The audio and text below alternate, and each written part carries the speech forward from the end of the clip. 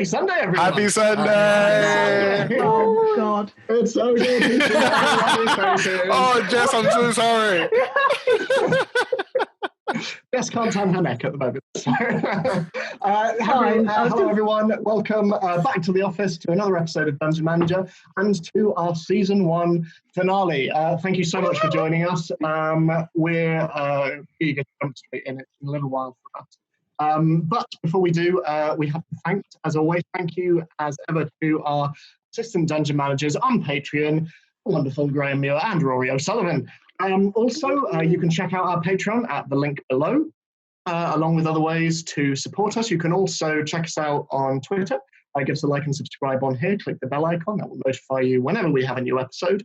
And this campaign is available in its entirety on podcast form as well, with iTunes, Podbean and Spotify all hosting our episodes.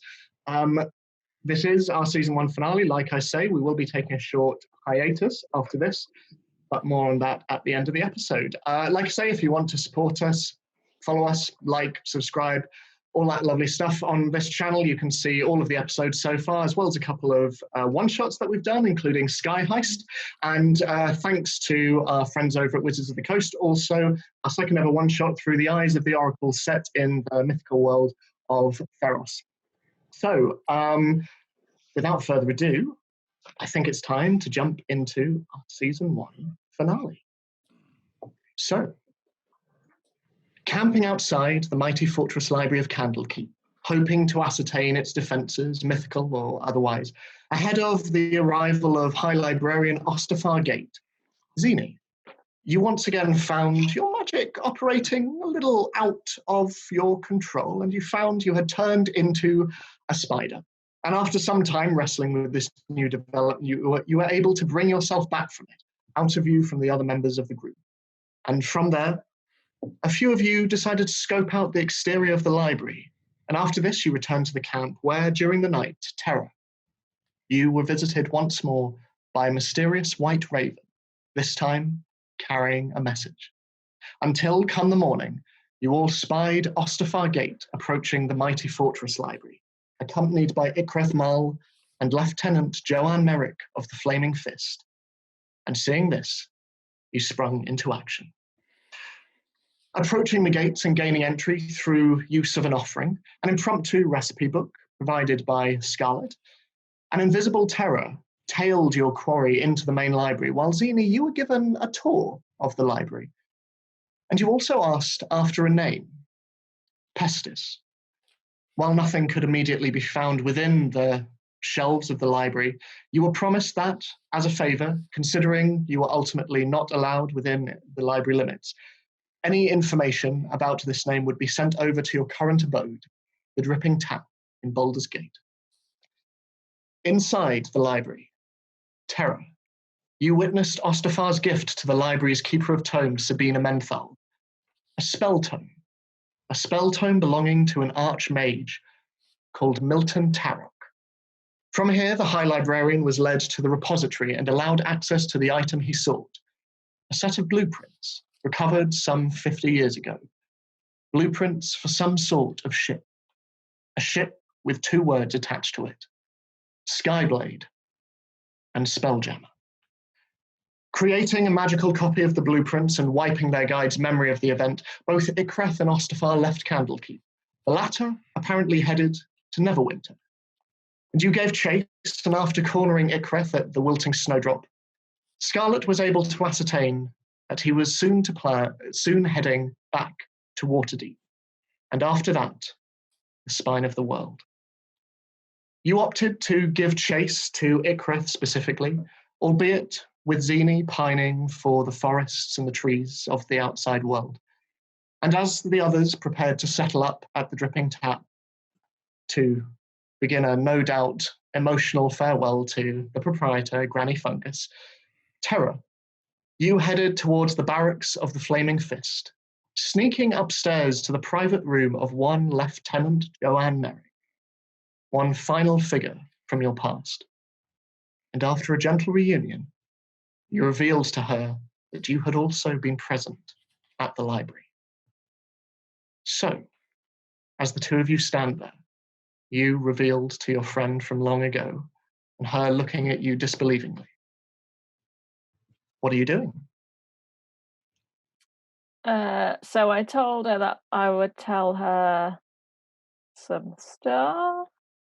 You told her that you had been at the library and that you had only recently come to Baldur's Gate, and that you had already been acquainted with both Will and Mary. Oh, did I tell her that? Okay. You did. Cool. So I think probably best if I just describe what I tell her rather than literally going through it all, because we've all lived that. So I'm gonna first tell her the basic info about. I tell her that Ostvar. I'm following Ostvar and Ikreth, sort of because I'm working and I'm gaining information. But I don't give like details. I tell her vague things about the people I'm traveling with, but nothing incriminating or secret or anything that they wouldn't want. I tell her everything about Zalafar's backstory. I'm like, here, he gave me this thing written down. It's all here. And then I tell her everything about what happened with Mary and the Idlewents. That's the only thing that I think I would give details for. Okay. Yeah. As you talk to her and she listens, this interaction is quite hurried. You've already said to her that you are soon to leave, but you speed through all of this information. She doesn't interrupt you. She just stands there, listening as you tell of your sneaking into the library. You talk of Mary, and she nods and listens, a grave look on her face. And as you come to the end of this, she just nods.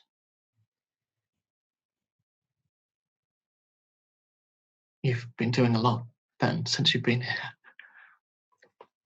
It's been a busy time. Look, I know you have to go, but I suppose my first question is why? I mean, when I last saw you, we were urchins on the run, and now you're sneaking into Candlekeep and trailing librarians. I mean, what are you, Tara?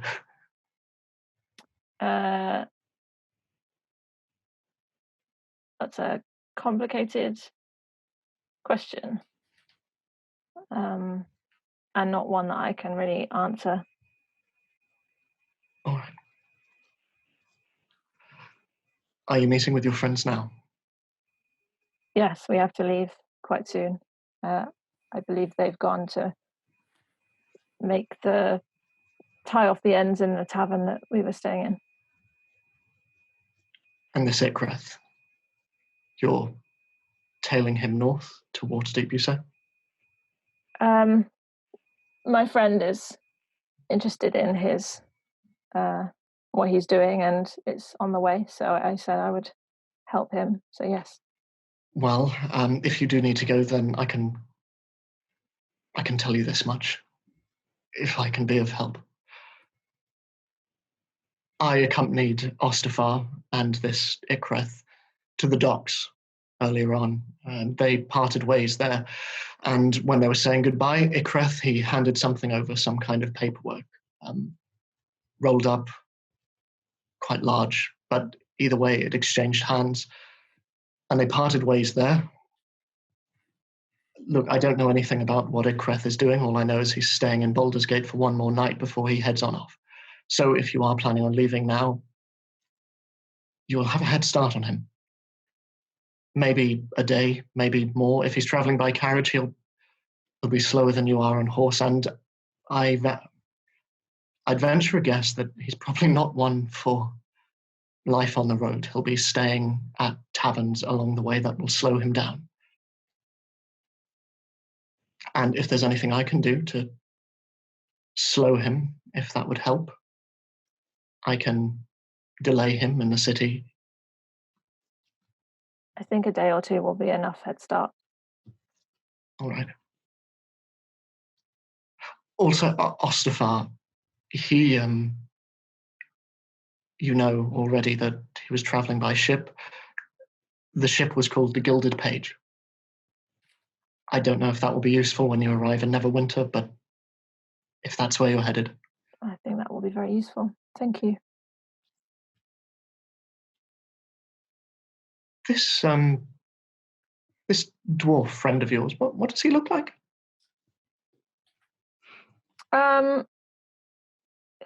He's short, about shorter than me.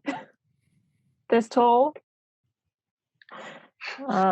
He has. Oh wait, you changed your hair color. What color is it now? Jet black.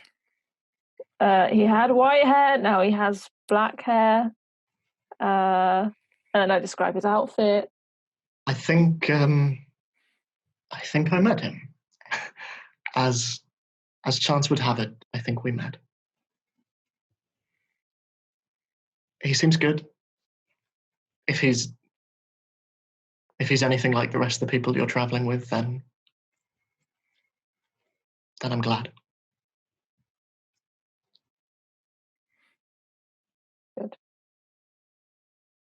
I know you. Look, I know you have to go, but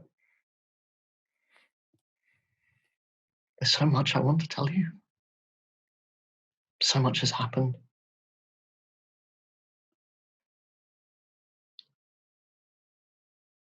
I would say write to me, but I don't know where we're going.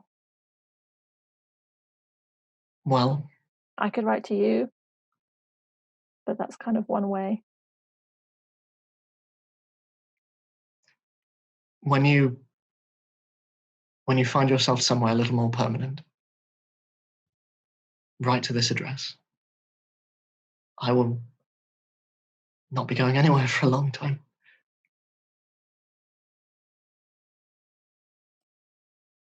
Tell me where you're staying and I'll write.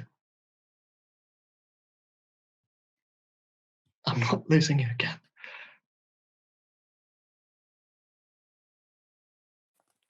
I take her hand in front of mine and squeeze it reassuringly. She reaches forward and just strokes the undercut that you have and just smiles. I'm glad you kept the hair. Well, it doesn't grow back very well. Looks good on you, though. Before you go, one more. And she heads back to her bed and she roots around through her dresser and she brings out a small object, small wooden doll with string limbs, little baubles on the end where hands and feet should be, and coming out of the head, long stringy hair. She brings it over and just places it in your hand. It was the first thing I took from the house when I was looking for everyone.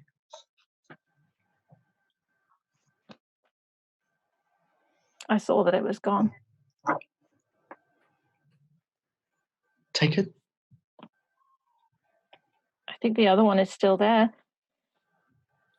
You could get that one. All right. Come back. Stay safe. She squeezes your hand. Always. I nod and then I back out the door.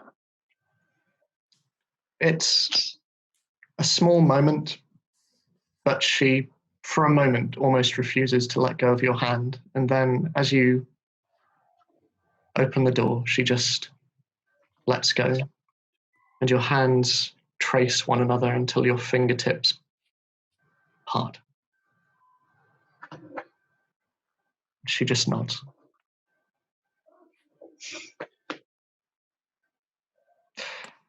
So back at the Dripping Tap. What are you all doing?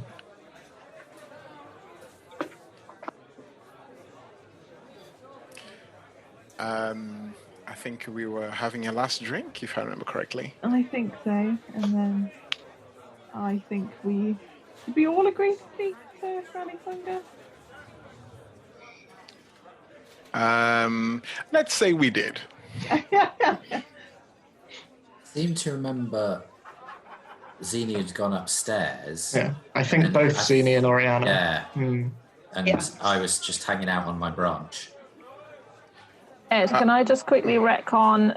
Because I was like, I want to give her a thing from my inventory, but my inventory is 2 pages long. Can I have given her that little hand-drawn picture of me? Of course, yep.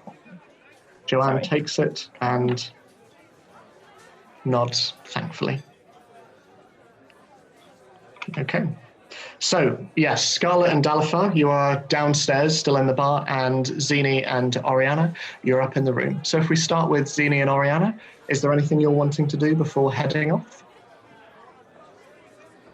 You gave me the note, didn't you? Yeah, I gave you the note and I told you not to kill small animals. Yes, that was it. And I was gazing out of the window. Yeah, and I put my mask on moodily. Yes. That was what happened. Did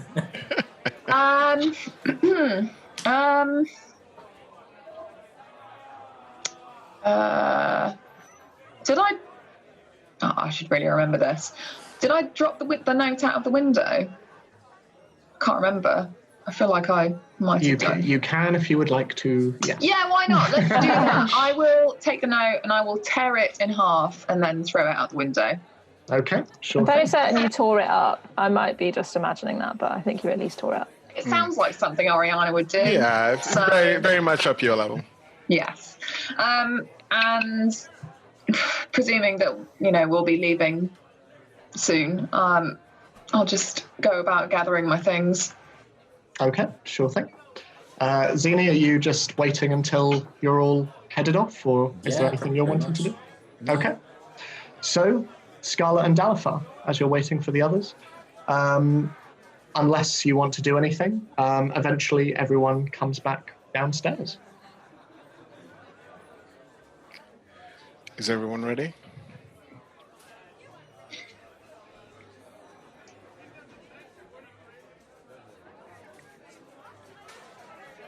There is an understanding silence.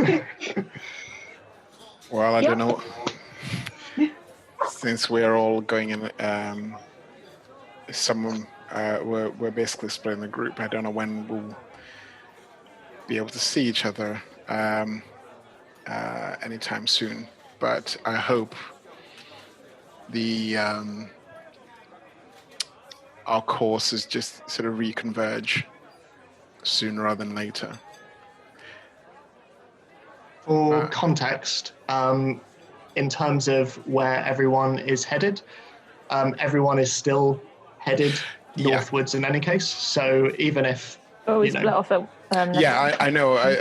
I think on the way there, obviously, I think it's just Dalifar being a very sentimental kind of person.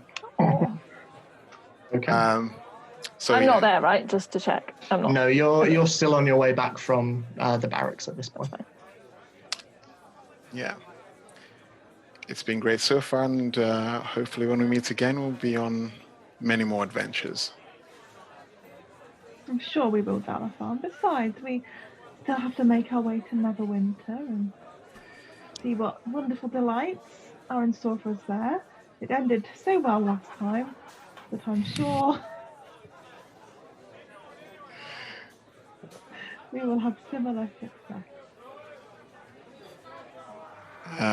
Yeah, hopefully.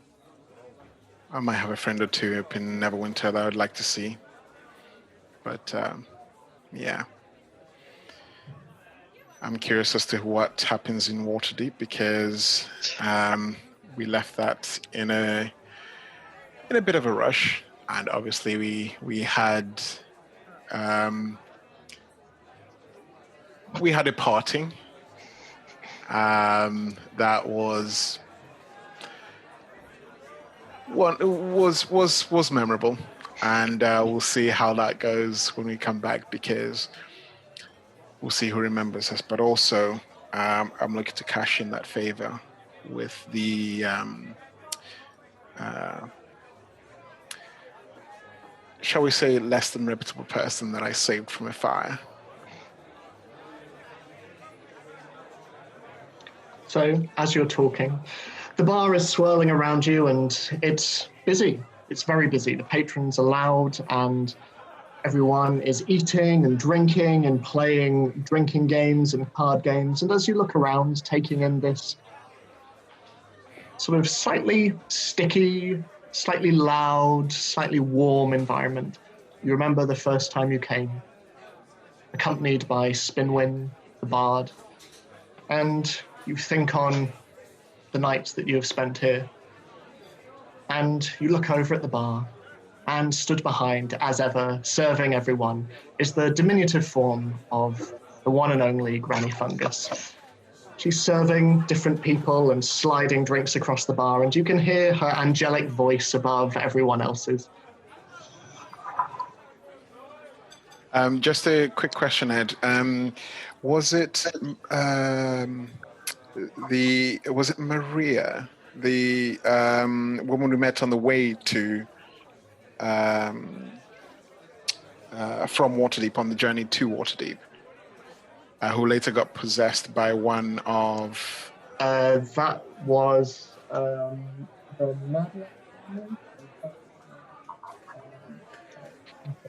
I couldn't remember her name, so it's been a while. It's been sort of like in between, so it's I think not it might been... be far back enough that I have it highlighted. So I mean, Yeah, we obviously need to make as detailed notes as Catherine does. I mean, Catherine is our go-to for all notes. I'm looking for blue.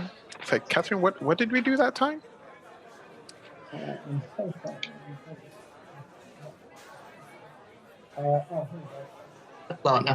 Svetlana. Yes. We were, well, I think Dalfath remembers that we were supposed to go and visit, but because of the recent events have hastened the stay, so we will need to go to Waterdeep as soon as possible. So I think just sort of Dalfath just keeps that in mind for a second. Doesn't say anything, but just sort of, I think keeps it in mind. Lovely. So what are you doing now? Well, I suppose we should say goodbye, finish our drink and say goodbye to Granny Fungus.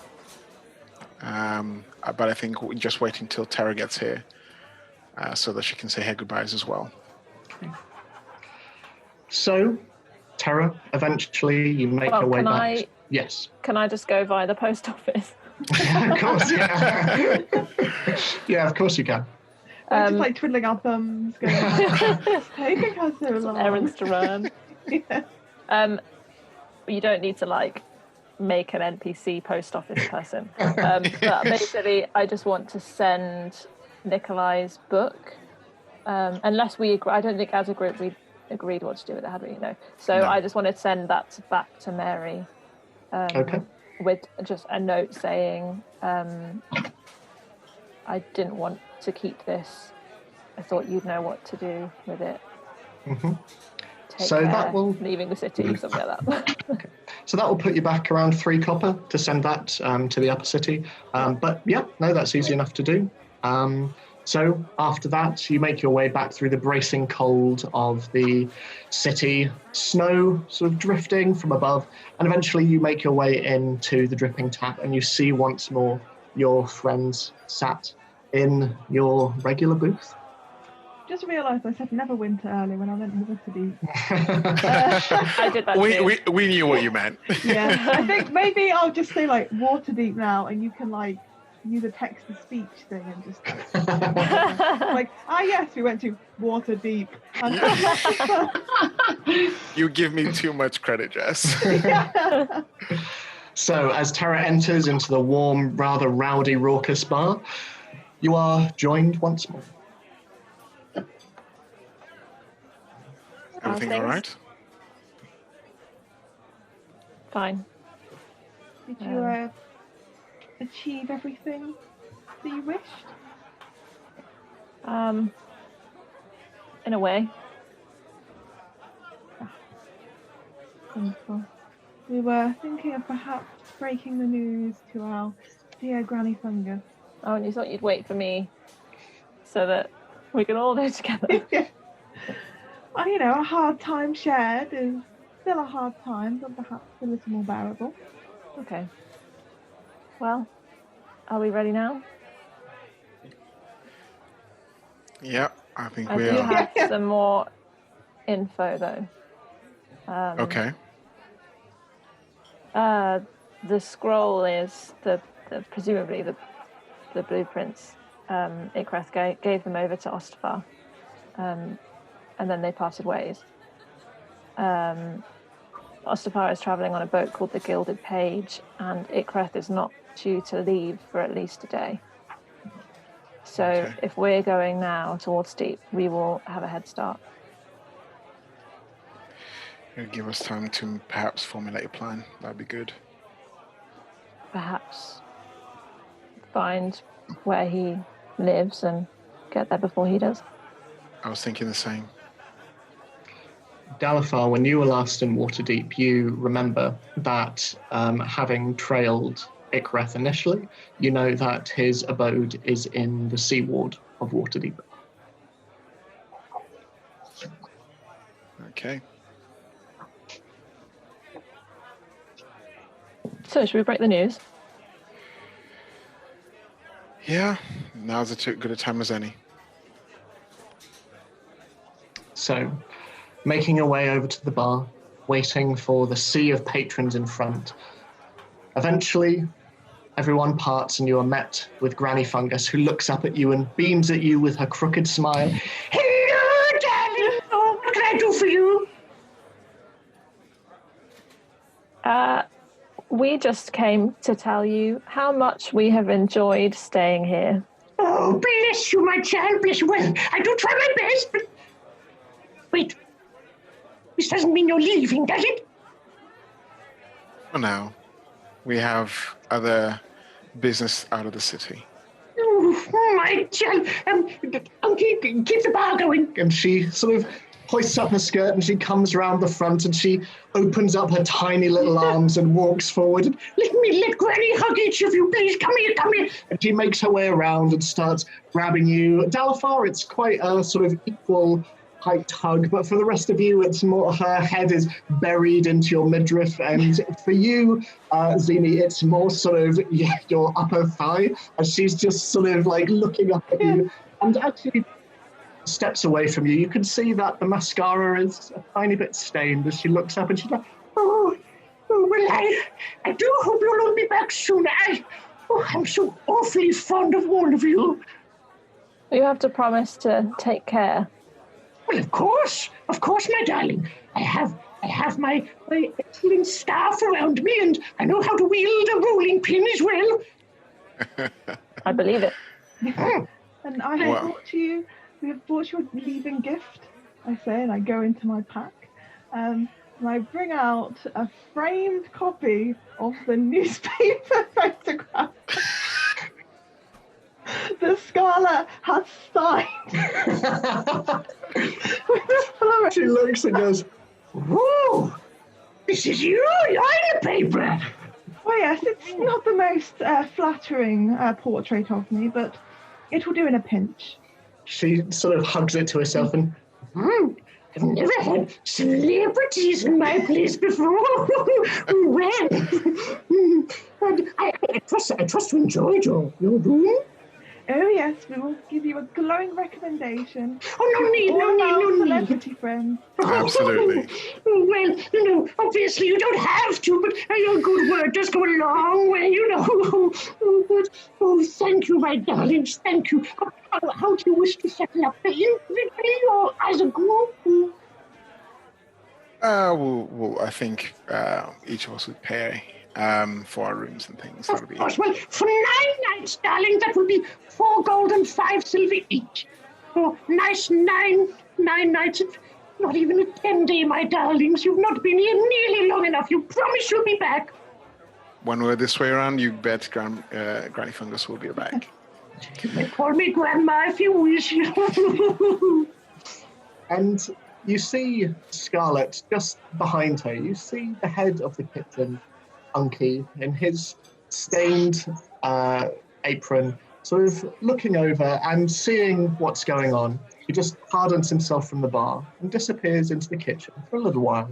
And then he comes back and rather sheepishly walks over to you and, in case you need it, on the road. and he brings to you a perfectly polished, newly washed wok. And he just goes, This is my favourite. It's never done me wrong. So I hope you enjoy that. Thank you, Unky, for your most generous gift. I've seen it in use several times, and it is indeed a splendid wok, and I take it from him very gratefully. You run a very fine establishment. I'm very impressed. he puts his hand round Granny Fungus's shoulders, and the two goblins just look up at each of you, beaming, and, Well, safe travels, my darlings. Safe travels in everything that you do. Well, if it'll help at all, so I look at Scarlet. Can I borrow a quill, please? Just going to write a check. I hand you a quill. And I owe you. I gesture towards Granny Fungus, saying, well, it'll make sense to collect the whole set of signatures, don't you agree? And I gesture for the portrait. Oh yes, of course, and she just is blushing, her cheeks turning a virulent shade of dark green. She looks at you. I sign it and I gesture towards who's nearest to me. Oh, well, I think I specifically turned over to Ori and hand her the picture and the quill and gesture for her to sort of follow lead.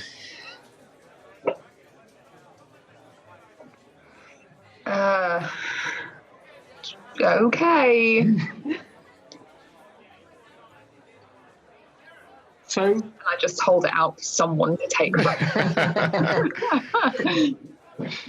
I'll So- take it, and then I'll just put a T.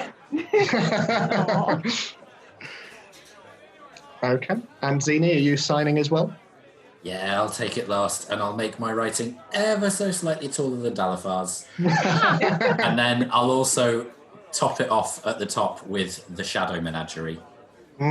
So she takes it and she's like, Oh, well, nothing like a bit of brandy. and she puts it up sort of on the bar and goes, I'll be sure to hang it up later on. Well, I was quite pleased, but also a bit like, what, sorry? it's very pleased that she likes the gift, but it's slightly less pleased it's no longer just her signature. Dalafar Slightly ruined vague it! that way. She wouldn't say anything, she's just a bit vague. Do I spot that Scarlet's a bit put out? Make an insight check. I think I'm right with a 22. You can see that she sort of bends down to scratch Juliet's ears for want of No, distraction. sorry, 24. Okay, yeah. So Granny Fungus takes it and she sort of once again tearfully comes round you each and hugs your knees and disappears once more behind the bar and just Safe travels. Bye-bye, my darlings. Goodbye, Granny Fungus. Until next time. Until next time. Bye-bye. Start to head out. So you head out of the Dripping Tap, the place that has been your home for your stay in Baldur's Gate. As you exit Zini, you notice, as you all sort of make your way towards the stables where your various mounts and where Rudigan is, you notice two familiar figures stood outside, two figures that you saw inside the bar, but have now moved to the colder exterior. It is the red-haired Mikey with his heavy coat on, and you can see McFungus in front of him. They seem to be deep in conversation in a similar sort of similar intensity to what you saw inside. But as you start to walk away, you can see that there is a bit of paper that McFungus is handing over to Mikey. And you overhear just the end of this conversation. Seems only fair, what with the safe house being compromised. Best you look after the documents while I secure a safer location. And Mikey just looks at him. Thank you very much. Be seeing you, McFungus. And McFungus nods, tipping his very, very tall top hat. Mikey walks off. The rest of the group are headed towards the stables. Maintain that he's the big bad. So, I'm assuming, Oriana, seeing as there's one horse short, you are wanting to use Epona again? Yeah. Yeah? Why not summon my demon nightmare horse thing? So... It'll take 10 minutes, but, you know. Okay. So, with that, you all mount rhino, horses, demonic steeds, and you slowly make your way through the cobbled streets of Baldur's Gate. You see the faces, the sea of people all around. You see the stalls. You see the Baldur's Mouth being hawked. You can hear the cries from the wide as you start to get closer to the northern gate.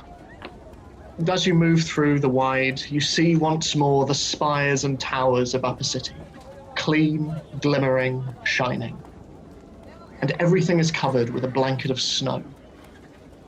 And you make your way through along the very road by which you made your way into the city. And making your way out of the Black Dragon Gate, back onto dirt roads, you ride. You ride. Ride for the next day. It's still relatively early in the morning, and it is cold, especially outside the limits of the city. It is cold. The air is chilly, and Zini, for you especially, this is particularly bracing. But at the same time, there is a comfort that you find. A comfort being outside of the city, being outside of buildings and streets. And for all of you, there is a distinct sense of calm out here. With no balmy sun and frost all around, there is a quiet to your surroundings that you are not accustomed to. And as you ride, is there anything you're wanting to do for the day before you make camp? No? No. In which case, as you ride, eventually you make your way to sort of wide open plains. The fields around the city have sort of been left in the distance. And as you stop for camp, start to make a fire, and you start to prepare food and shelter, you look out.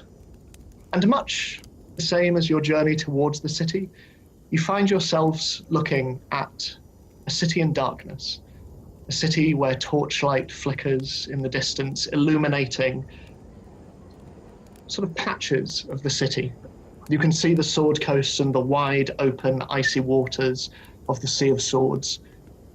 And you've been able, thanks to Zini, you've been able to find a fairly sheltered area of trees. And it is about as warm as you can probably make it. You build a fire. And unless there's anything anyone wants to do, eventually the evening wears on.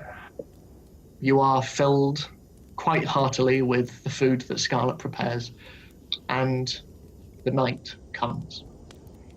So, is there anything anyone wants to do during the night? And indeed, is there anyone who wishes to take watch? Okay, so Zini's taking watch. Any preference as to when you want to do that? How many watches do we need? So three in total. I'll probably take the middle. That might be the coldest point of the night. Could I take the first one? Yeah, of course. Anyone else? I'll take middle if that's... Sorry. I'll take third. Okay. I'll take That second. works out perfectly.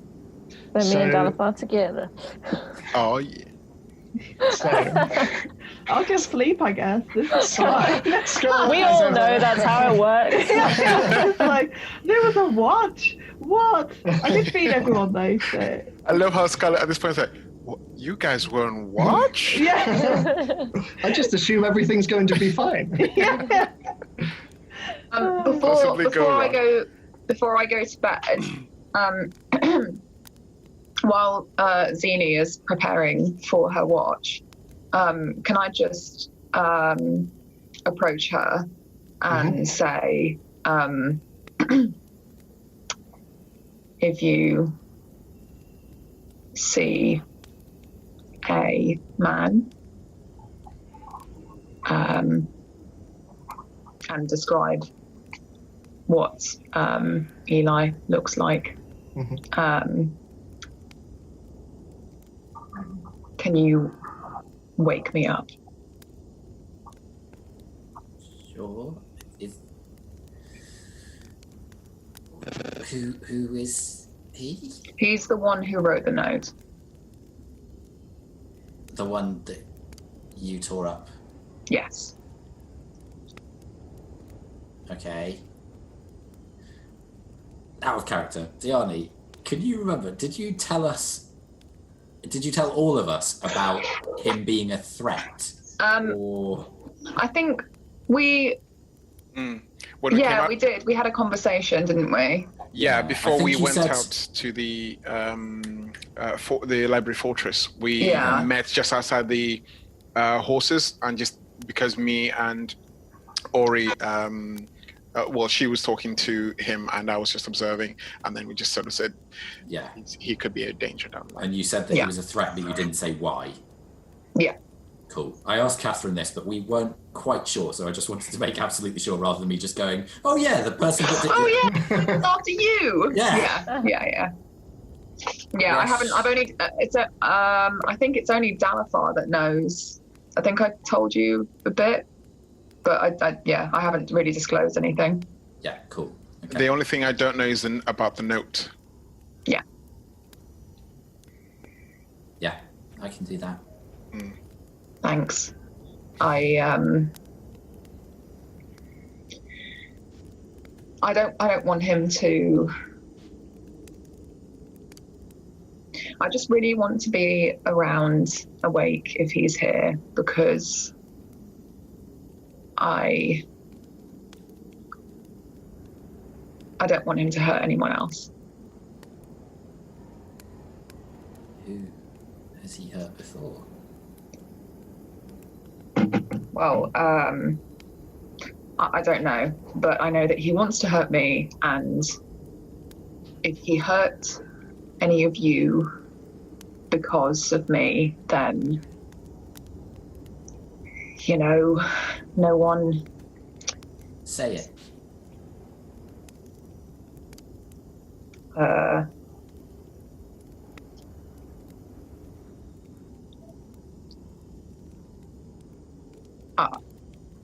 I don't,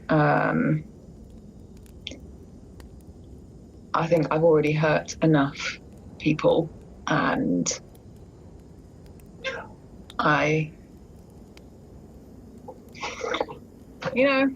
you guys, I don't want anyone else to,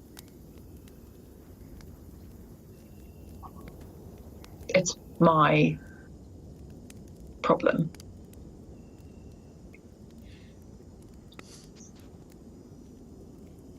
I think it stopped being a problem quite a long time ago. Sorry. And then I turn around and I continue my perimeter sweep. And I turn around and walk over to my bed. Okay. This close to her saying that she actually likes us. This I know, close. that's why I kind Never of... say that. I know. That's why I'm almost storming off. So, Zini, Can you make a perception check for me, please? Yep. 11. So, once again, you are struggling with the cold. You are struggling with the snow, which has become heavier as the journey has gone on. So looking around, a lot is obscured by snowfall, and you yourself are shivering. And at one point, Rodigan, who is sleeping quite contently, comes over to you and sort of rests against you, give you a little bit of his quite substantial body warmth. And looking around, you can't really see anything. My passive is 21, if that helps. But I guess because you're actively... Because I'm specifically looking, that's fair. But I will say towards the end of your watch, as you go to wake Dalfar and Terra... Well, can I do something before the end of my watch? You can, absolutely. Where's Dalafar's pack? I assume next to him. Can I try and find a certain crystal that might be in that pack, please? You may. Make a sleight of hand check. Okay. That's fine. 12. 12. You look inside and you can see it. You can see, wrapped in cloth, just peeking out, you can see the red crystal just sitting there. And as you reach forward and you touch it, there is a... and you look across and you see Dalfar just roll over onto another side and pull the blanket up against the cold. He doesn't seem to have woken. I take the crystal and put it in my pack. Okay.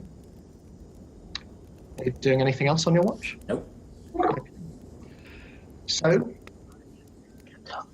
as you come to the end of your watch, looking around, nothing, like I say, stands out to you. But as you go to wake both Terra and Dalafar, you see just off in the trees a stark white creature. It's very odd. A white raven just sits in one of the trees. You're not used to seeing many white ravens around this part, but yeah, it sits there as white as the snow. But, yeah. Have we seen the white raven before, the rest of us? I think I might have seen it once. You have glimpsed it a couple of times, yeah. Do I know that it's associated with Terra? I don't think so, no. No one does. Okay, that's fine. I'll wake up Terra first and then wake up Dalafar. Okay. So you wake the two of them up and inform them that you've seen nothing during the night.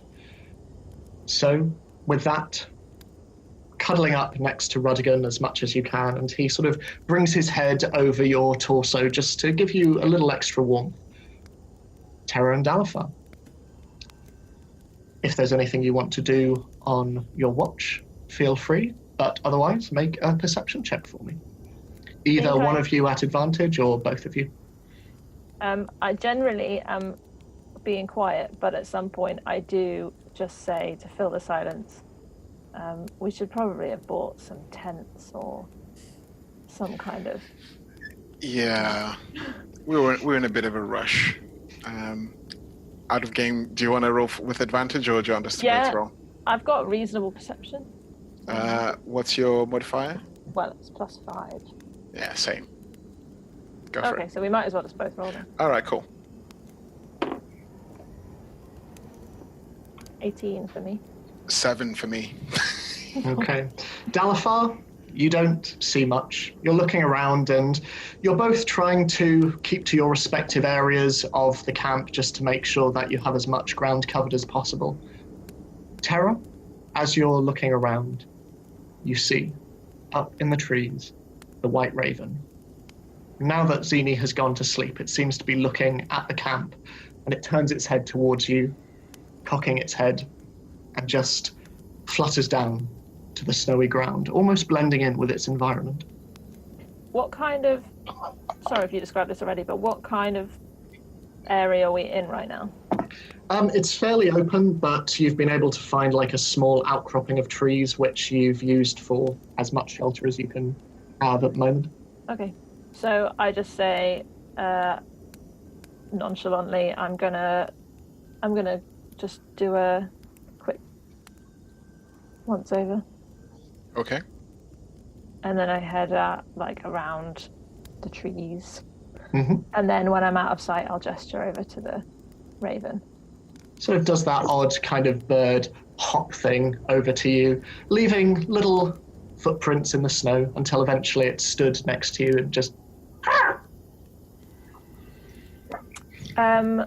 So I'll write a letter. Do you want me to say it to you, or do you want me to send it to you? It's up to you. It's up to you. I should have thought this before, because I always do this and then it sends and I'm like, no, wait. So I think that I can't remember exactly what the last thing I said was, but I write all the details about the blueprint, the names of those things it said on there, which was hang on. Skyblade and Spelljammer. Yeah. I've written about Ikreth before, have I? You have, yes. So I mention that Ikreth has powerful, memory-changing magic, and that he made a copy of said blueprint, and any other details that I may have forgotten. And then I say where they're both going. Okay. And like name of the ship and all that kind of thing. So, tying it to the ankle of the bird, it just looks at you, and with one final, it sweeps off into the sky and immediately disappears into the snowfall surrounding. And then I'll just continue round as if nothing happened. So, unless there's anything else that you want to be doing, Oriana, Not for me. when you are woken, it is cold, and once again, there has been nothing. So, if you'd like to make a perception check for me. So 18. 18. Everything is quiet. Everything is quiet, and the only light comes from the sky above. The fire in the center of the encampment that you've made, which each of you have sort of kept fueled over the course of the night. And of course, the very dim lights in the distance of Baldur's Gate. But outside of that, all is quiet. So, unless there's anything you want to do for the rest of your watch, eventually the sun rises, morning comes. Scarlet once again cooks breakfast for everyone, and you're reminded once more of how even on the road, there is nothing quite like a meal cooked by Scarlet. And without further ado, you set off. Yes, Zini. Whereabouts are we on the map now? So you're a little bit north of Baldur's Gate. You are south of the Fields of the Dead. So in terms of where you'll be going through the Fields of the Dead, through the Trollbark Forest, and then it's only another day or so until you hit Waterdeep. It's a 6-day journey in total. Okay, so then in terms of... let me look up a map, bear with me. Okay. While we're on our travels, could you tell me if we ever get to like a ravine or a cliff or something tall? Okay. Thanks. Okay, well, for expediency's sake, is there anything anyone is specifically wanting to do over the course of this journey? And I'll, so a ravine. And if we like see any people selling stuff to buy tents, Yeah. and winter clothes. now we've done the first night, I can prepare the tiny hut spell. Mm-hmm.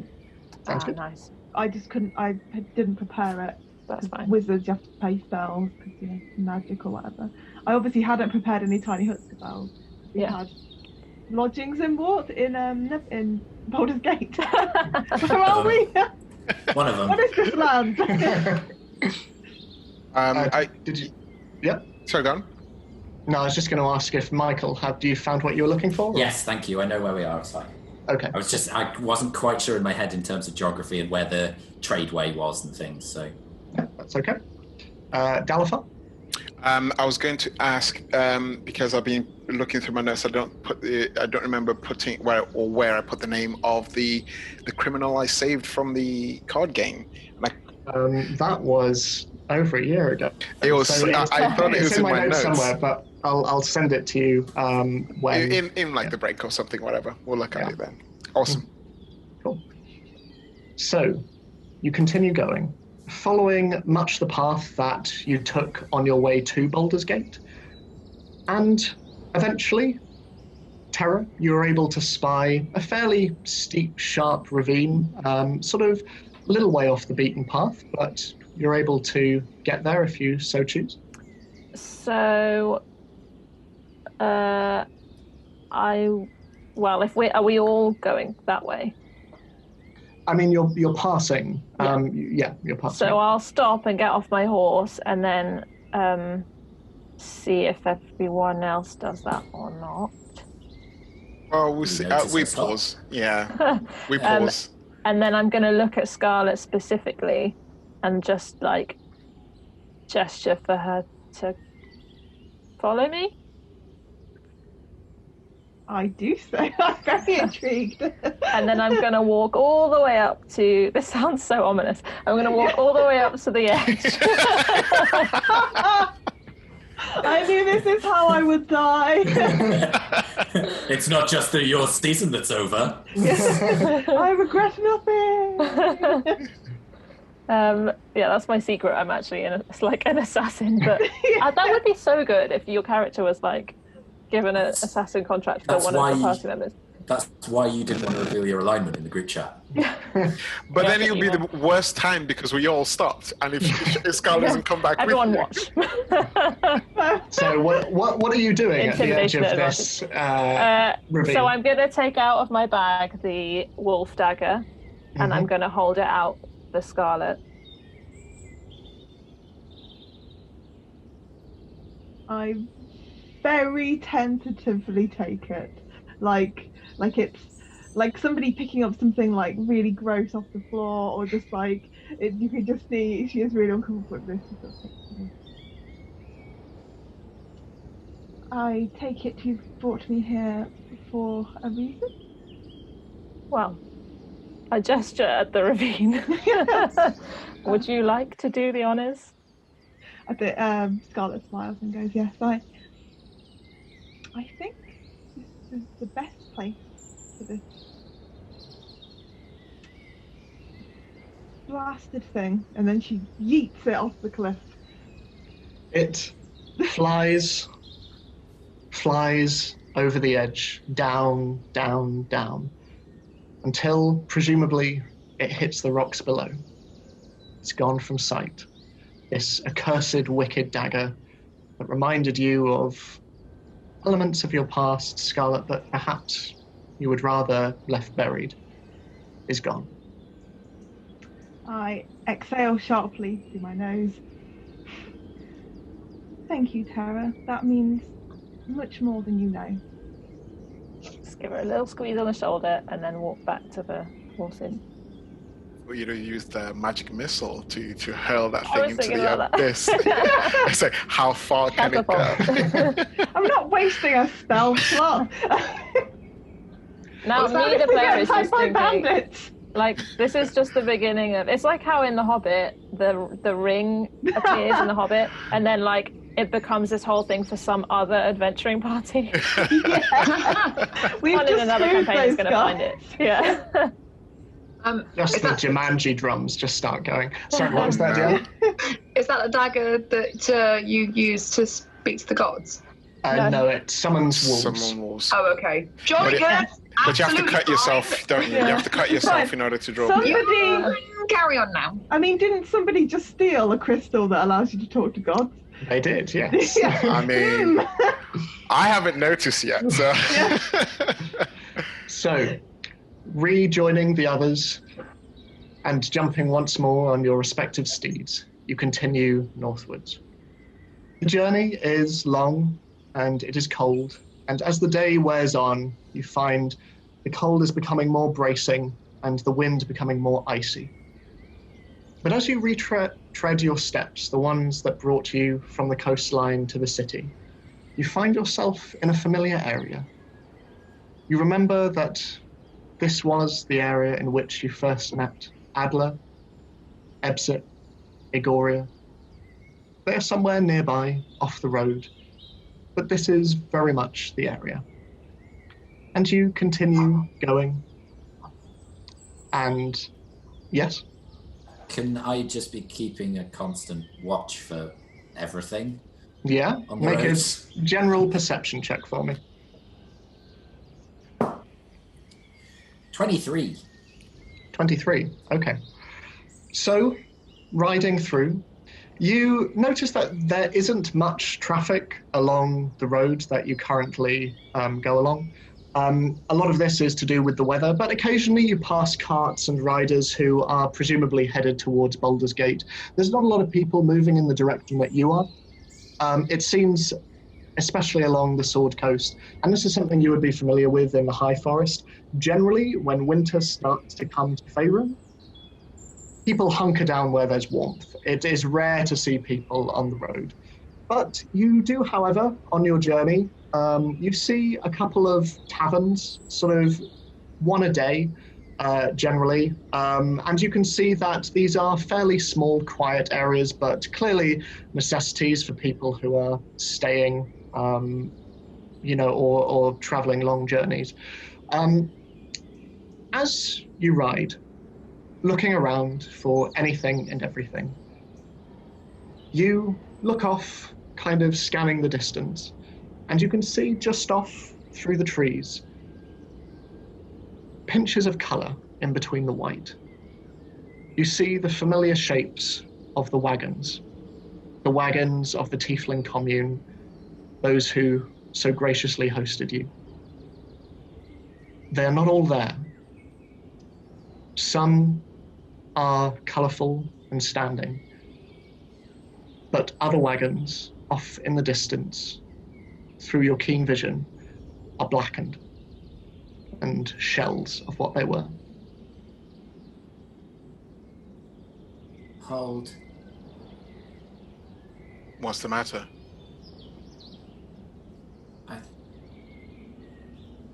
I'm not sure. I think...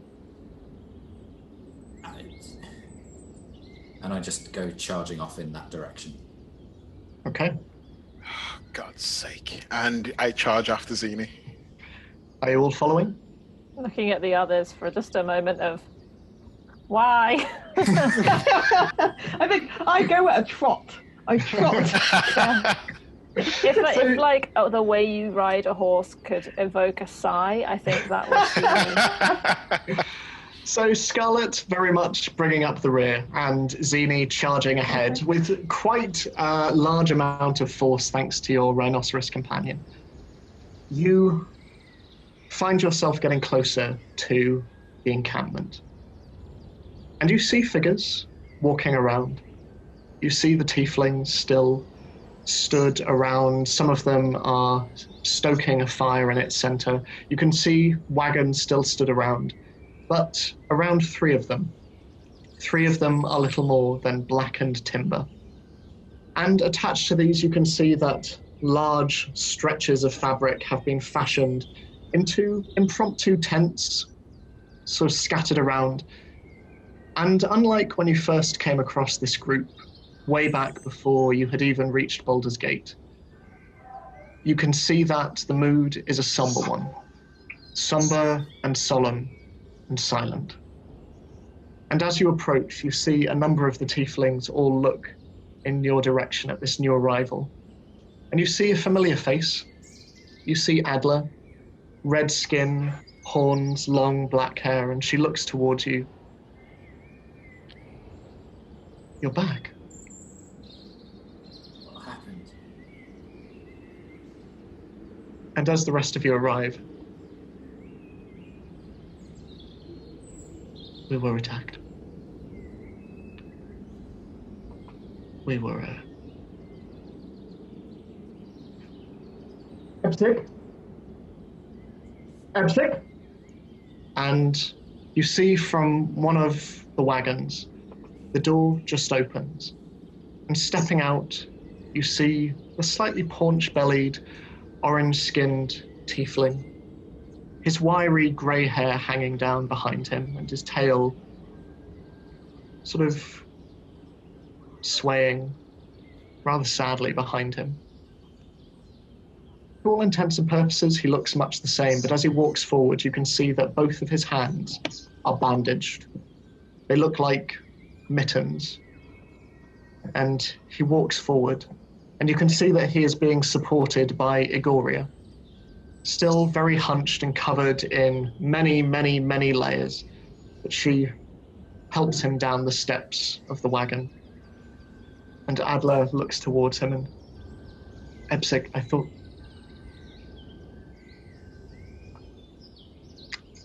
this was your story to tell. And Epsic hobbles forward. Well, we didn't expect to see you back so soon. Do you want any drink, food at all? I just shake my head. What happened here? He looks at Oriana. Are you okay?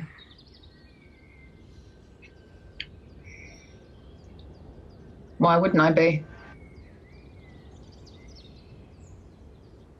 Someone came here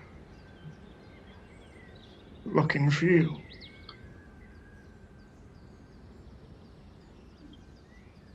What was their name? Oh, we didn't get a name. What does he look like? Tall, thin, black beard, hair, bandages round his wrist. Someone you know?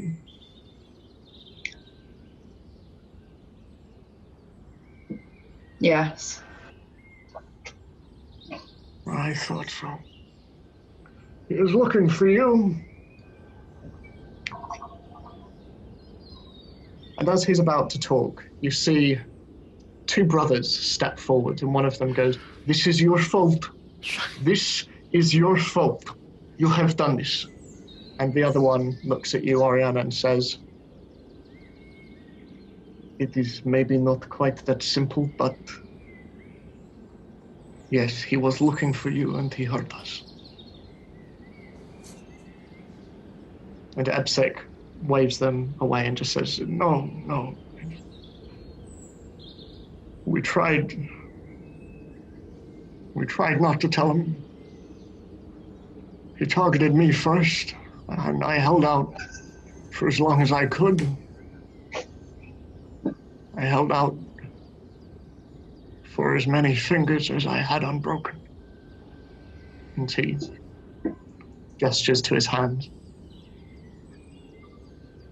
I so sorely didn't want to tell them where you were, but he was quite insistent. It was fine when he was threatening me, but when he threatened the others, when he threatened Igoria, and Igoria looks at him and, "It'd be ridiculous.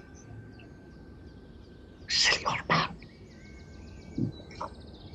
He started burning the wagons, and he threatened to burn them with the others inside. Thankfully, it didn't come to that.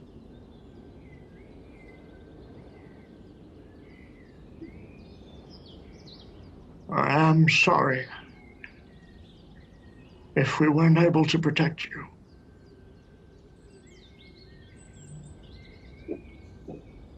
You shouldn't be sorry. You should have told them where I was. Well, if it's any consolation, by the end of our encounter, I don't think he ever intended to kill us. That doesn't make him any less of a danger, but when he left, he gave us platinum. Said it was to cover the damages.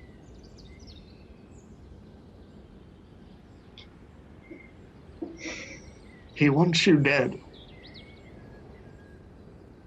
I know. Look, if he passes through here again, just tell him whatever he wants to know. I can't. I don't want you to suffer on my behalf.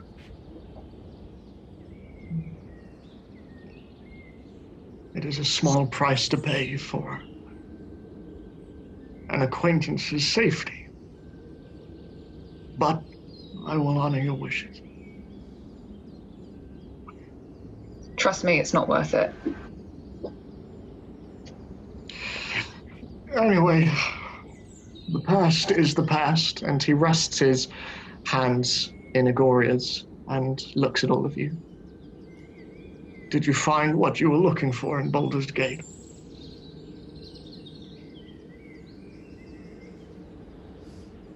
Some answers, more questions. It was the way of life.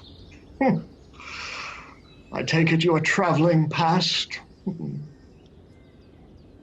If so, is there anything that we can offer you? No. Other way around, really. We are fine. We will rebuild our carts. We will survive as we always have. And in time, I'm sure my fingers will heal too. You have a healer here. We have our own means. Herbs, oils, ointments. Perhaps I can help. And I place my hands on his and try and cast Cure Wounds. Okay. Placing your hands on his. You grip lightly, but you look at him reassuringly as he winces somewhat. And underneath your black scales, you see a light shine out. And you see it pass through the gauze of the bandages. And you see him and wince a little bit, but you sense that whatever it is you have done has worked. You can feel joints, you can feel breaks, restitching. And as he looks up at you, there is a tear in his eye from the pain, but he wipes it away and sort of flexes his fingers a bit and thank you very much. Thank you. When last you came, you gave us Bahamut's blessing, did you not? Was that your god? Yes. Well, in that case, and to all of you, and he looks up at each of you once again. May Phalaureth, the branching queen, go with you and protect you, always in everything that you do. Scarlet just grimaces slightly. You know, I wish that our second meeting weren't so melancholy, but it is good to see you, regardless. Likewise. And is there any way you can move from this camp? This is our home. We will stay. We have been safe for a good time now.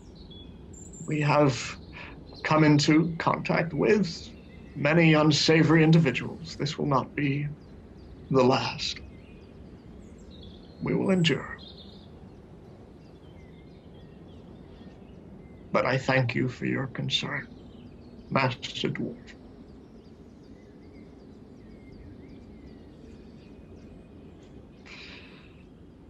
Well, feel free to help yourself to any food, but if we do not see you before you leave, fare thee well. Fare thee well. She looks at you, Ariana, and just says, "You seem more at peace. I am glad for that." And he nods and he heads back to the wagon and he starts to unwrap the bandages tentatively. And all of the tieflings are looking around at each of you, and you can see the two brothers just look and sort of give a terse nod, and they return to what they were doing. But the campment is yours if you wish. Unless you wish to head off. I think I'm just going to go back over to Rudd and mount up and say to the others as I go past, sorry for the detour. Nothing to be sorry about. And I turn my horse and start back on the main road. Yeah. So, oh, sorry. Saying, yep, I agree. Okay. So, you continue on for the rest of the day, and unless there's anything anyone wants to do during the night, I will say... Before we actually go to bed and things, whilst we're eating, okay, I just say, so he wants to kill you? Yeah, seems so. So the man that you said was a threat, that you worried was going to sneak up on us in the night, wants to kill you. Yeah, Very he does. Specifically you. Yes, specifically me. And you really don't want anyone else to get hurt? No, he is my problem. Well, He is mine. What?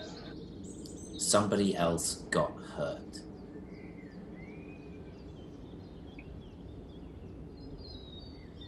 Well, that wasn't my intention. Of course it wasn't. I didn't know that he existed at that point. Now I know, and I would like to avoid any further suffering. So who is he?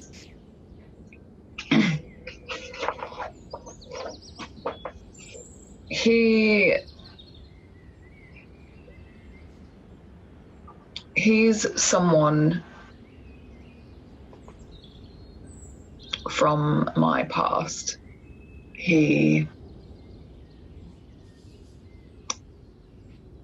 My family were not, they weren't good people. They did some things that I left behind for a reason. And Eli got caught up in that. I was young, I was naive, and I didn't know any better.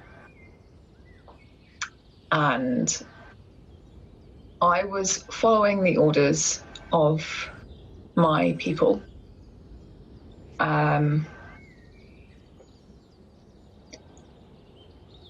And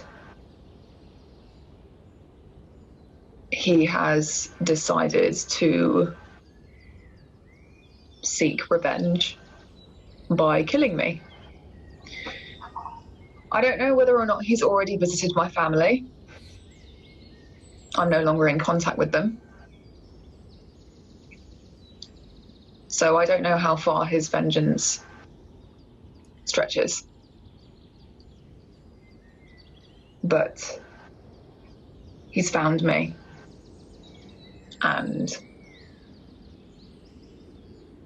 I'm not blameless, but I never meant to cause him any pain. But he won't listen to reason.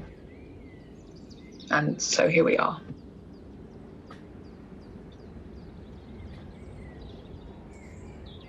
The way I see it, the person who did those things is long gone. You're trying to do better. I'd like to think the rest of us are. Well, Zini, I wish it was as simple as that. I've told him this, but he doesn't care.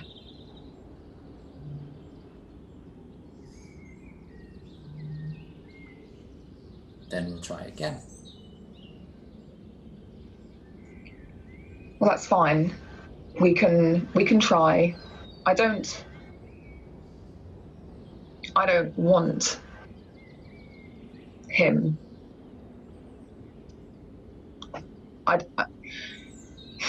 No one else needs to die because of this, but I will do what I can to survive. Then perhaps it's good you're amongst friends. Who are about as stubborn as you are. Yeah. Well, either way, if you see him, I need to know. Done. You'll be the first. What does he look like? Well, he's yay high, long black beard, black hair, humanoid. Bandaged hands. Yep. Okay, that narrows it And probably looks around the same age as myself. down. Okay, keep an eye out. So, if that's everything everyone wants to do for the day, you continue on. After another fairly peaceful night's sleep, just everyone generally make a survival check for me, just for the next leg of the journey. Natural 20! Oh my god. What a waste! But still. Where's my 23. 14. Four. I thought Jess just got the highest roll, just laughing maniacally. Going, No. That's on brand, though. You're very on Natural brand. 20, because I'm like on such high alert for Eli spotting. So it's kind of like, it's in character, isn't it? So, generally, over the course of the next day or so, there is a upswing in cold, and it becomes biting, and it becomes frosty, and it becomes all the more windy. Scarlet, you especially struggle with this. Thankfully, you are amongst friends who are able to keep your spirits lifted and are able to keep you warm. But nevertheless, it is hard. It is a hard journey. You continue on, sort of, as you make your way across the road, you once again find that the amount of people along it are depleting. And you, for the most part, will go most of the day without seeing another soul. As you are riding, like I say, you do see taverns here and there. You see the hitching post, the Wheatfield Inn, the alehouse. There is one, though, which, Tara, you especially make note of. As you're passing, you can see displayed in big letters with a large horseshoe underneath it. the tack room. Just as you're passing, it's very, very small, much smaller than the one in Baldur's Gate, but it seems to be chain. another called Okay. the tack room. Did I know it had a horseshoe symbol? The other one didn't, no. This one does. Interesting. Do we come across it at a time when we would have a break or not? No, it's generally halfway through the day, but it's as you're riding past. You may choose to do with that what you want. Can I, while we're passing it, just have a good look at the building and see if it looks dodgy? Is basically what I'm looking for. Make a perception check for me. Oh, I get dodgy vibes. Dirty 20. Dirty 20. So I will say with that roll, in terms of the tavern itself, it looks like many of the other taverns that you've seen along the road. It is fairly small, fairly squat. It's only 1 story high. I will say though, with that roll, as you are riding, and you have been riding along the Sword Coast for a little while now, you remember the deeds that Will was looking into, the pots of land that the tack room was buying up. And you recognize that this would probably be roughly one of the ones that you were looking at. This pot of land is around the area of the Sword Coast that one of the deeds spoke of. If everyone is close together enough and we're not like within earshot of anywhere else, I'll just say that's the tack room. It kind of lines up with the deeds that we found. Looks like they're spreading out. I don't know. Is that something we can use? I mean, maybe they're just expanding. Well, doesn't seem like anything to me. But from what Granny Fungus said, McFungus wasn't to be trusted, and what we did to him suggests that he definitely isn't to be trusted. I mean, that symbol outside is certainly not to be trusted. I feel like perhaps we've all got more pressing concerns. Yeah. I'd rather come back here when we know what's going on. Yeah. Let's do that. Don't want to get embroiled in a pub investigation. Well, there go my finale plans. However warm their fire might be. Oh. Let's find lodging and we can take it from there. Just not here. So, agreed. I don't see what's wrong with my tiny hut spell, Dallas. What's you enjoyed the past few nights? oh, Jess, you're just breaking up. Yeah. I think it might be the mic rather than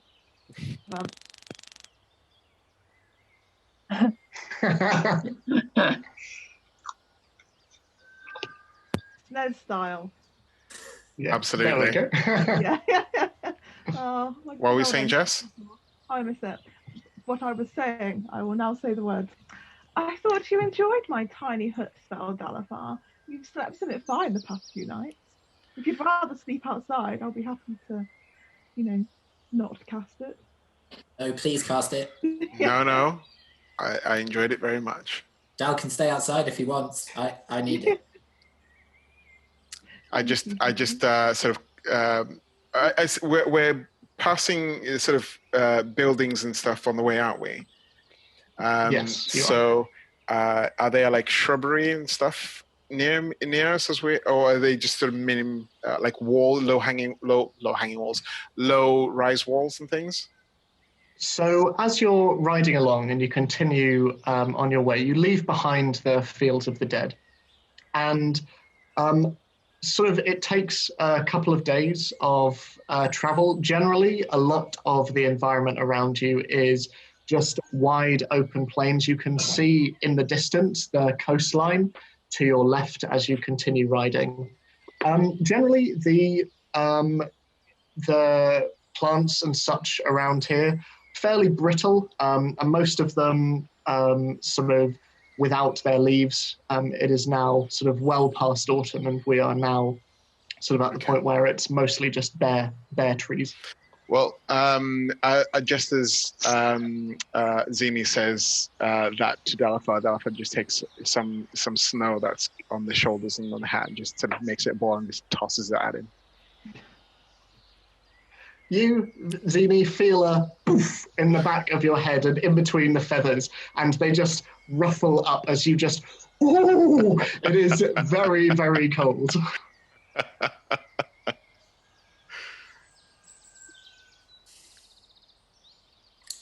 I don't turn around. I just G Rudigan it a little bit so that he kicks some snow at Dalafar's horse. Okay. Make a dexterity saving throw for me, Dalafar, real quick. Dex saving. I'd say at disadvantage as well, because you're trying to like steer a horse as well. It's quite difficult. 7.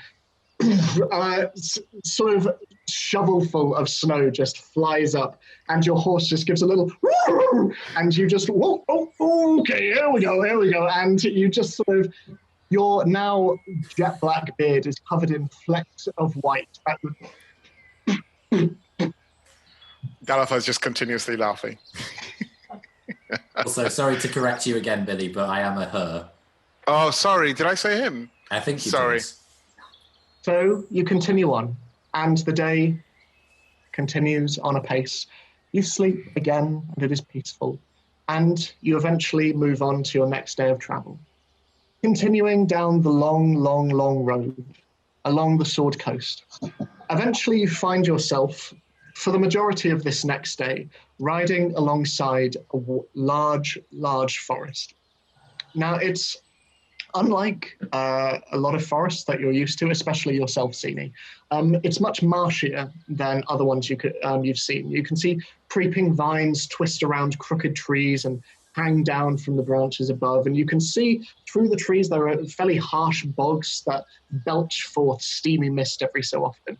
And even riding sort of a little off to one side of this forest, there is a strange warmth to the air. And you can see that not much snow settles around this area. You are, of course, riding past the Trollbark Forest. And it is this sort of slightly warm air that, very welcome though it is, accompanies you for the duration of this day's journey as you continue along the road. But unless anyone wants to do anything, eventually you make camp again, and you, thanks to Scarlet's tiny hut, you have a night of warmth. Who's taking watch for this night? I'll do one of them. Me too. Same here. I'll do one. Scar just sees through again. She needs her rest after all You her do cooking. sleep. I like the idea she's convinced everyone that it's a concentration spell, and so she's like, I can't do I'm just anything. like, oh, I can't do it. Calories and focusing on that is all. So, who wants to take the first watch of that, please? I I mean, went I'll do first any. last time, so I'll I'll go do first. last. Okay, I'll go middle. I'll go first as well. okay. So, Team. the dream team, Tara and Dal, you once again take up the first watch. If you could make a perception check for me, both of you. I mean, since the Oni, this has just been the diehard team. Oh, Lord. 21. 8. So once again, Dalafar just gives a, I've got this, and walks off, and once again kind of is utterly perplexed by the amount of snow that is going on. You're sort of, at one point, you look back and you're like, where was the hut again? Oh, no. It's deep snow, okay? It's super deep snow. The hut's visible, isn't it? It's like, is it like a... It's opaque. You can't so it see can into be, it. Yeah, so it can be kind of whatever you want it to be. Scarlet, What does you make it it look look like snow. So, as for yourself, Tara, as you are on your watch, you hear a familiar and looking up at the trees, you see the white raven once more. And this time it has a note wrapped around its ankle. And seeing you notice it, it flutters down and sort of gestures with its leg. Is it like within view of the camp? I mean, Dalafar seems to have wandered off on his own. You're not entirely sure where he's gone, but... I just check that he's gone, and then I like just gesture over. Okay, so it comes over to you and sort of stands still, waiting for you to take the note. Yeah, so I'll take the note. Okay, just sent it to you. Did you write that just now, or? No, I had it prepared. No, Ed, you should have gone for it. You should confidence, man. I am Superman. Yeah. So it looks up at you and just kind of waits to see if you're going to do or say anything at all.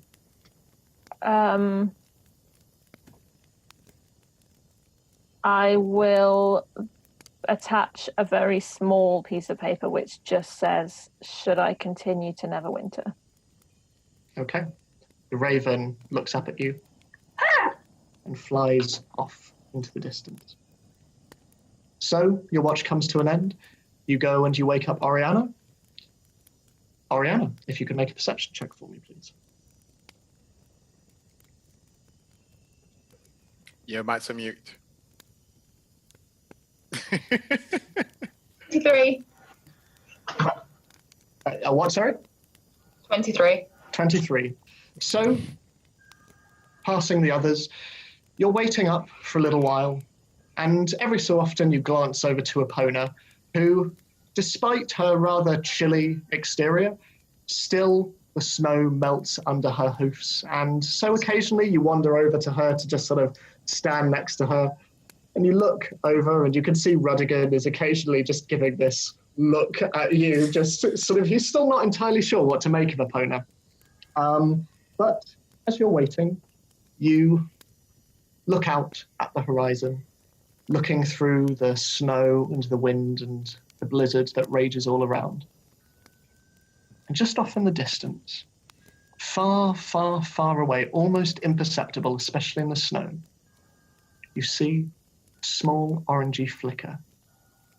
Now, it must be a mile, maybe more away, but there is a small orangey flicker just on the horizon.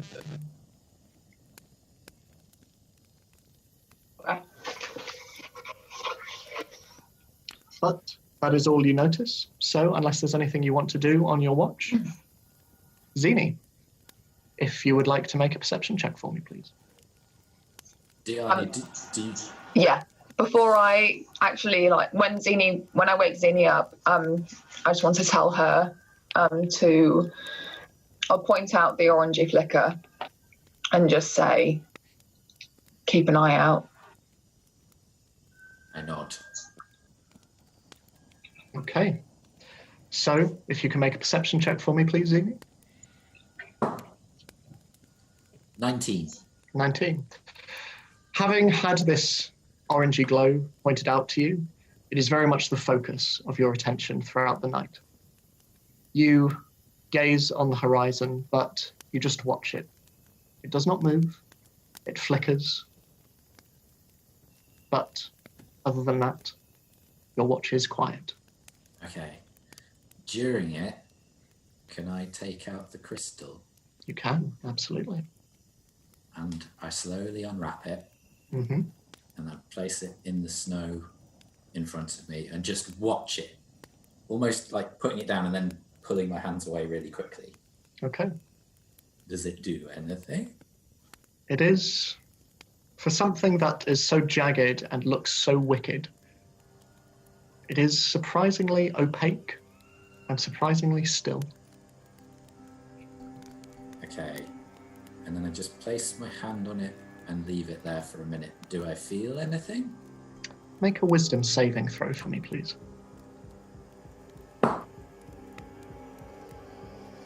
Yep, that's a natural one. He's dead. R.I.P. F in chat. Yep. I'm supposed to be good at wisdom saving throws. Every single one I've made has been terrible. So what happens when you take things that don't belong to you? So, as you place your hands, the snow... Just one hand, just one. Just one. Yeah. As you place your hand upon the shard, you close your eyes, and your vision is enveloped by a cloud. Red cloud. Your vision is steeped in red mist, and it seeps in from your periphery, and you are plunged into a sea of crimson. Dark smoke and bright color surround you, and as you look at your hands, you can no longer see the crystal. And you look around you, and there are shapes moving in the mist, imperceptible, quiet, but gargantuan. They seem to shift in and out of reality, different shapes, large, swimming through the mist. And as you looking out into this sea, feeling almost like you're underwater once more, you suddenly feel a pain coming in from the side of your head. It is piercing your temples, and it is like knives jagging in and in and in. And as you take your hand off the crystal, falling back into the snow, as it once more falls down upon you, you take 30 points of psychic damage. Okay. I wrap the crystal back up, being very careful not to touch it, and I put it back in Delafar's pack. You notice as you pick it up off the ground that the snow around it has melted away. You can see grass underneath.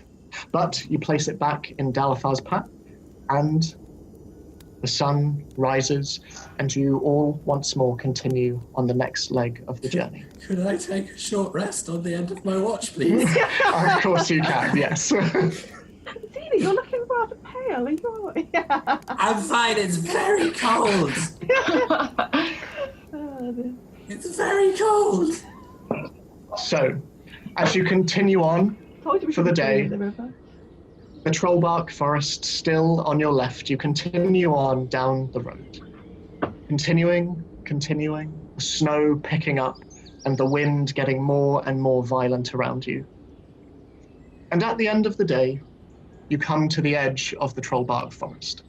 It is getting dark once more, and eventually you find a small clearing, fairly sheltered. It's underneath an overhanging rock, and it's nearby the edge of the forest, so there are trees nearby that offer a little bit of shelter against the rebuke of the wind. But you sit down, and as you do so, Scarlet makes dinner. You know that it is not long until you reach Waterdeep. Probably be around 2 days or so more of travel. But as you sit there, eating, Zena, you see in the sky a bird flying, but its flying seems somewhat hampered. It seems like it dips every so often against its own accord, and this doesn't seem to be the wind. It is flying and cawing. And as you look up closer, you can see that it is some kind of bird of prey. A falcon, if you had to guess, but it is flying. And as you look up, it seems to be getting closer. And at this stage, the rest of you, as you're eating, you look at where Zini is looking, and you can see this bird is not so much flying as plummeting towards the ground. It is getting closer and closer towards you, falling and falling. And Zini, as it gets closer, you can see that one of its wings is flying loose as it falls towards the ground towards you. And it is a bird that you recognize. It is Lucy, Ishid's falcon, falling towards you. Can I try and cushion its landing somehow? Yeah, sure. I'd say make a general dexterity saving throw. Oh, well, I'll grab my winter coat Because I'm assuming I'm probably wearing it. I know I didn't say it, but probably. And then can I throw one end to Dalifar and form like a kind of parachute? Yeah, sure, absolutely. So I'll say in that case, either both make a dexterity saving throw, or if one of you wants to do it at advantage. My dex is pretty good. Do you want me to do You do advantage, yeah, I was going to say. Okay, that's pretty good. So Saving throw, yeah. Throws this. Mm-hmm. Okay. So 24. 24. So throwing the cloak over to Dalifar, and Dalifar, without question, just grabbing it as well. The rest of you watch as the two just sort of position themselves underneath, and kind of like a rope with a tightrope walker, they just bring it up as the bird just down into the cloak, and you just hear this, and the bird is breathing on the cloak. Its wing is still sort of flapping quite a bit, and one of it you can see is working for the most part, but the other one is wild. It's quite scary how much it is juddering and shaking. Okay, I say very quickly, thanks Dalifar, and then try and cast Speak with Animals. Okay, so looking at her, you can see that just underneath her wing, you can see there is what looks to be the broken shaft of an arrowhead just underneath. And as you try and cast Speak with Animals, you place your hand upon her and just close your eyes. And you can see that Juliet has come up and is just looking over and just... And you just have to batter away a little bit. How have we never used Speak with Animals on Juliet? She's technically a beast. Well, I don't know. A displacer beast isn't actually a beast, so I don't think it would work. Oh. She's a monstrosity, I think. Yeah. I'm happy for you to give it a go at some point. She's your monstrosity. Who's my adorable monstrosity? Who is? My adorable monstrosity sounds like a My Chemical Romance tribute band. So, placing your scaled hand upon her chest, you can hear her heart beating underneath her breast. But closing your eyes, you listen. And sort of you grab the grass beneath you, plunging your hand into the snow, which is not a pleasant feeling, but nevertheless you grip a hold, remembering the things that have happened to you in the past, and you plunge your claws into the earth, desperate for this to work. And you hear a voice, very faint, very cold. Letter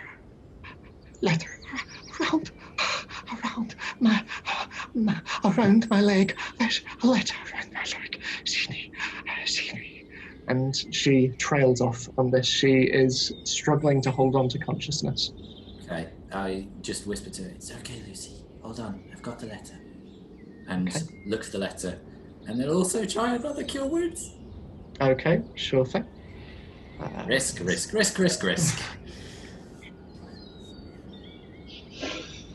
It works. As you grab a hold of the shaft of the arrow and just bracing her for it, pull it out. And there is as the bird just cries out, but you watch as it slowly heals up and she falls unconscious, breathing, but unconscious. What are the rest of you doing as this is happening? Giving Zini space and watching. Make a perception check for me as you're watching.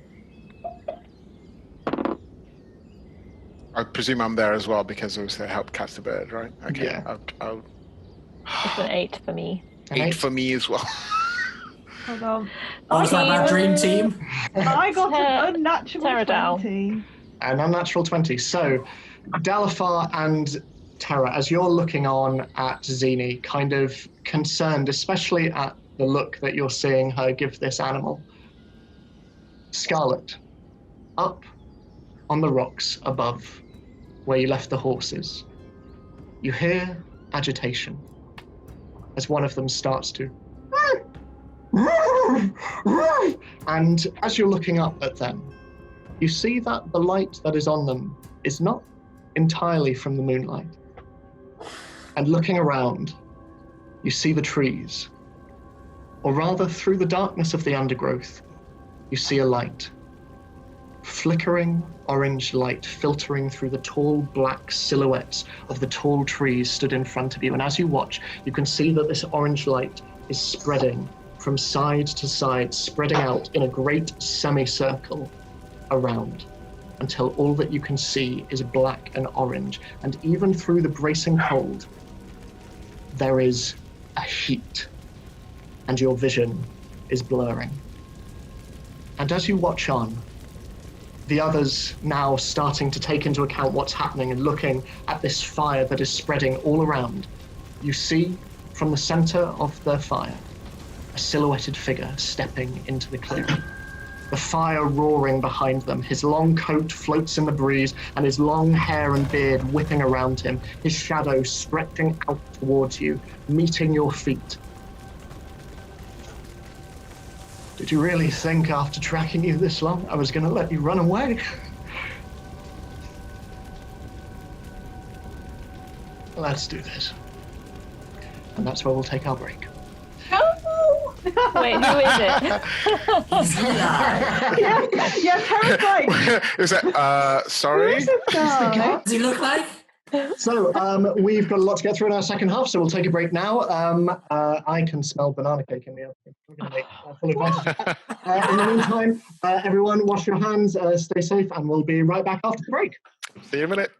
What's a banana? Bye.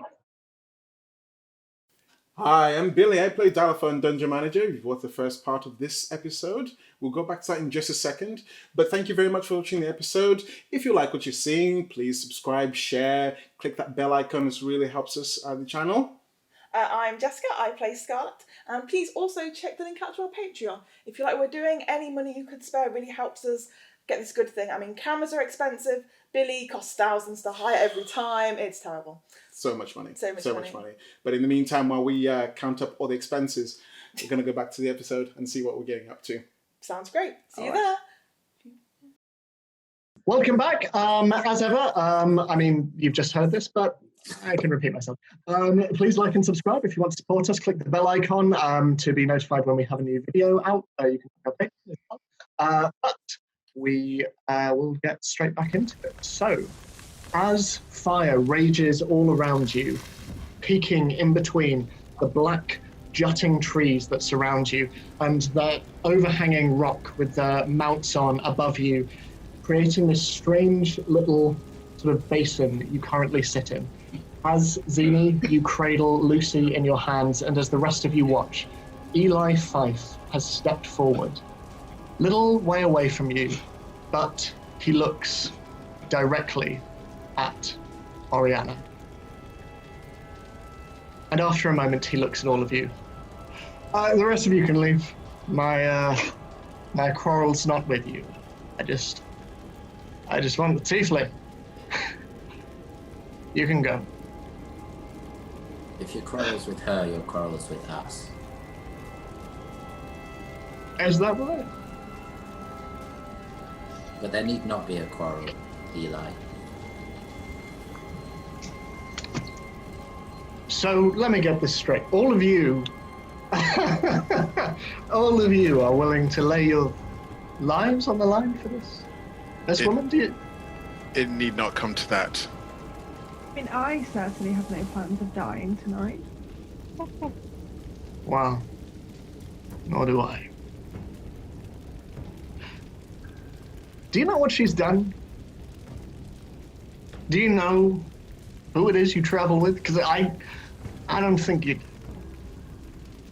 I think if you did, I think you would think twice about the company you're keeping. Right now, the only company that seems dangerous right now is you. So, wow, that's very flattering. How about we try a different approach and perhaps not go down this route? He looks at each of you and once again just smiles. He looks at you, Oriana. Do you have anything to say for yourself? Anything to say to them? Unless they know.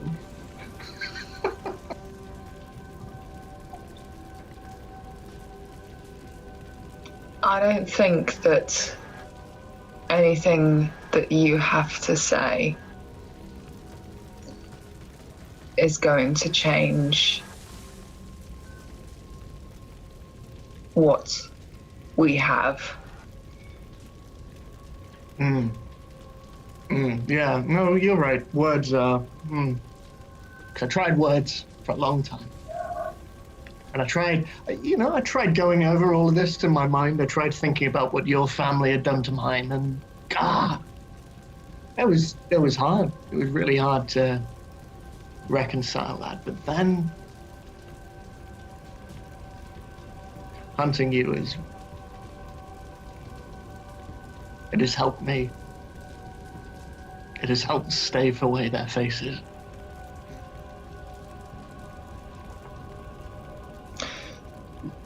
Eli, am I the first that you've come after? You know, it's funny, I was going to ask you this before I kill you, which I will. Where are the others? Because once, like I say, I kill you tonight, I'm going to find the rest of your precious Thakai, and I am going to kill them too. But I wanted to save you. I wanted to save you as my first. Well,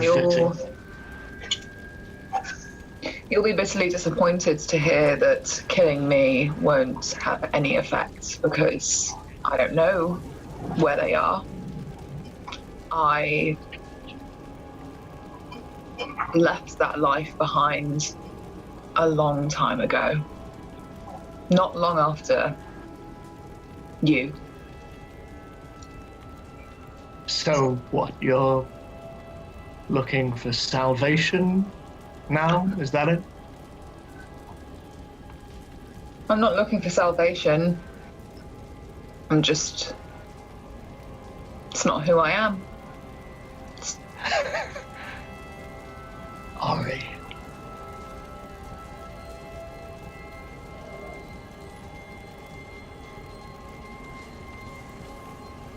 I know what you're looking for, Ari. I know.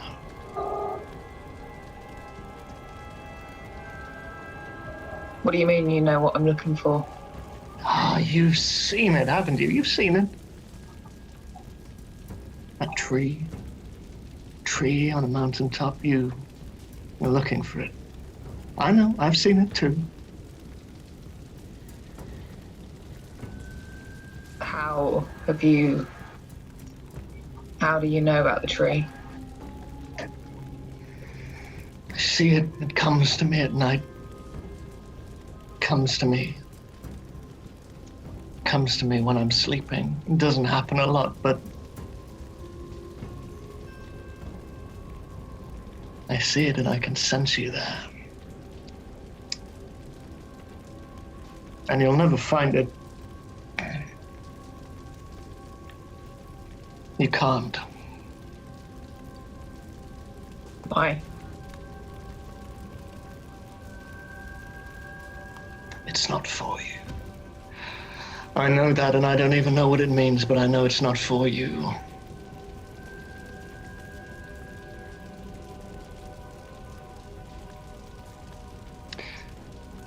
So the rest of you, I am coming here to do what I have been trying to do for a very long time. I am going to kill this woman. I'm not going to kill the rest of you, but if you stand in my way, that's going to present a problem.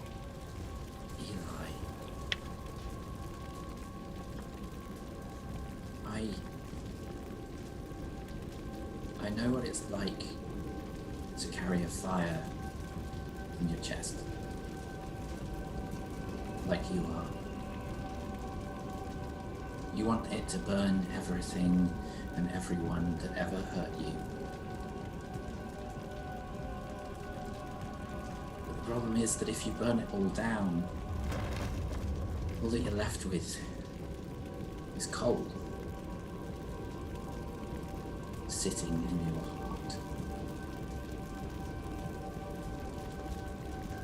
all you want is for that coal to burn again.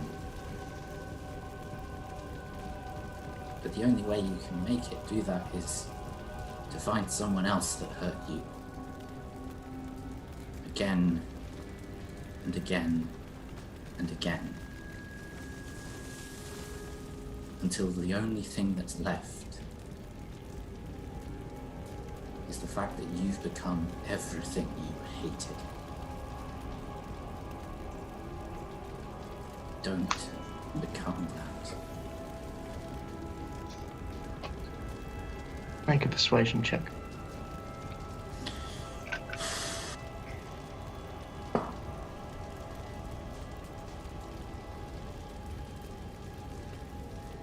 What? 16. He looks at you.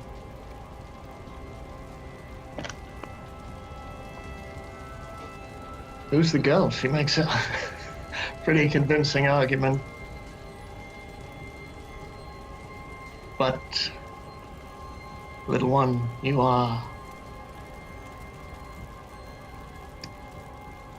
may know the ways of the world. I don't know you. I don't know. But all I know is that when all of this is over, so am I. And I don't have to continue suffering.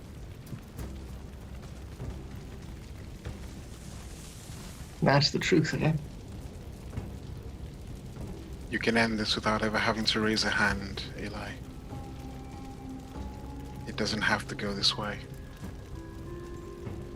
You don't even know me. No, and you do not know me either. But one thing I will tell you is that taking a life doesn't sate that vengeance. It doesn't make you feel better. And I know you realize that. No matter how much you hurt, I know you realize that.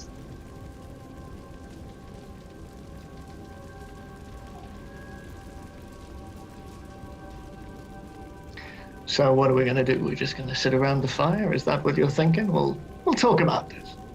We'll talk about why you are here. Why you are the cause that I don't have a family anymore. You're going to refute that? You're going to... Because you can't, can you? And you may have changed. It doesn't wipe away the things that we are deep inside. It doesn't change what you are. And at the end of the day, this isn't just about you and me. This is about something bigger, Oriana.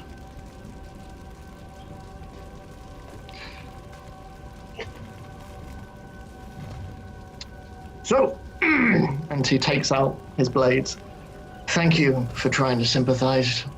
And he looks at you, Zini, and just nods, and at Dalifar. I really mean that. I don't want to hurt anyone. Then stop this madness. You know what? People keep calling it madness. I've never felt more clear-headed. Everyone roll for initiative, please. God damn it! It was a very, very valiant effort. So, let me... so... I should have used the love potion on him. How should I got it in his mouth? I would have found a way. Well, I was gonna say, quite easily, I think, because I have a shield that could potentially blind him. You are good at grappling. Is that Still do Okay, so let me Probably not just... going to help his mental state. Wow. Wall of fire! Wall of fire, so... Are we in the forest or are we outside? You're just on the outskirts of it. So, obviously we can change where we are, but at the moment we have Eli there, we have Zini and Dalifar there, sort of with Lucy still there. We have Terra next to them, Scarlet back here, Oriana there, and if you need them, we also have Epona up here and Rudigan there. So up here is the overhanging rock, so this is a little higher up. We have the camp, and we have the trees, and the raging wall of fire. So, let me just roll for initiative myself. Lovely. So, 25 to 20. Okay, 20 to 50. Oh, yep. 23. Okay. 20 to 15. 17. 15 to 10. 14. 14 for Scarlet. 13. Oh. So both of you got 13? No, I got 11. Oh, 11, okay. And Rudigan? Under the new rules for Rudigan, 14. So Scarlet. I think Rudigan will probably go after Scarlet because he has a -2 to his initiative. Yes. He's not very dexterous, is he, my boy? No. And 10 to 5. No, that's everyone. Did you roll for Epona? I didn't. So basically, Epona, rather than acting as a separate entity, I think I'll need to check the rules for this. But if you're happy to do this, Diani, he can move independently, but you would have to forsake your attack for him to attack. Does not hurt for her to attack. Does that sound fair enough? That's fair enough. Okay, lovely. So, top of the round, we have Zini. Could you tell me the order, please? Yes, of course I can. So, it is Zini. Yeah. Then it is Terra. Then Scarlet. Then Rudigan. Then Dalifar. Oriana. And then Eli. And could you also, sorry, before you go, Michael, what was it that triggered initiative? Did he go to attack us? Like, has he It looks as though he's about to make a run at Oriana. He drew his blade. He drew his blades. 2. He has 2. Oh, he's got 2? Oh, yeah. I missed that bit. Thank you, Billy. Billy, you did a thing on him before, didn't you, where you got to find out info about him? I did. So, can you remind us what that was? In comparison to me, he has superior high HP, but lower total class levels. Okay. That's I don't know why. I thought you were going to say hygiene. he's so clean. He's got hand sanitizer. He's got moisturizer. He's got oil in his hair. He is super clean. His beard takes a lot of maintenance. It's, Very good face mask. Yes. So, Zini, top of the round, what are you doing? As the fire is raging in front of you. Can I try and cast Hunter's Mark on him Yes. at second level because I'm running out of first level spell slots? Yes, you are able to cast that as you dig your feet into the ground and you press them into the earth. You feel something. You can't explain what. It is still very foreign to you, but you feel something shoot up through your hand, through your arm, and you can sense something has happened. You have cast Hunter's Mark on him. Amazing. So it doesn't improve because it's second level. I'm just using it because of stuff. So, is he up on a ridge, did you say, or is he on the same... No, same level as all of you. Okay. Yep. Can I move back from Dalifar a little way, diagonally? Maybe 10 feet? No, the other way, sorry. There, yes, please. Yep. And then I would like to shoot 2 arrows at him. Okay, roll to attack. Okay. I've got this. Okay. That first attack was 22. That very much hits. Roll for And the damage. second one was 23. Okay, both hits. Roll for damage. Lovely. And he's Hunter's marked as well, so I get the plus on both. So first one is 7 points plus Hunter's mark. Ooh, a 6. So 13. And an 8 on that one. And a 2, so 10. Okay. So 23 piercing damage altogether.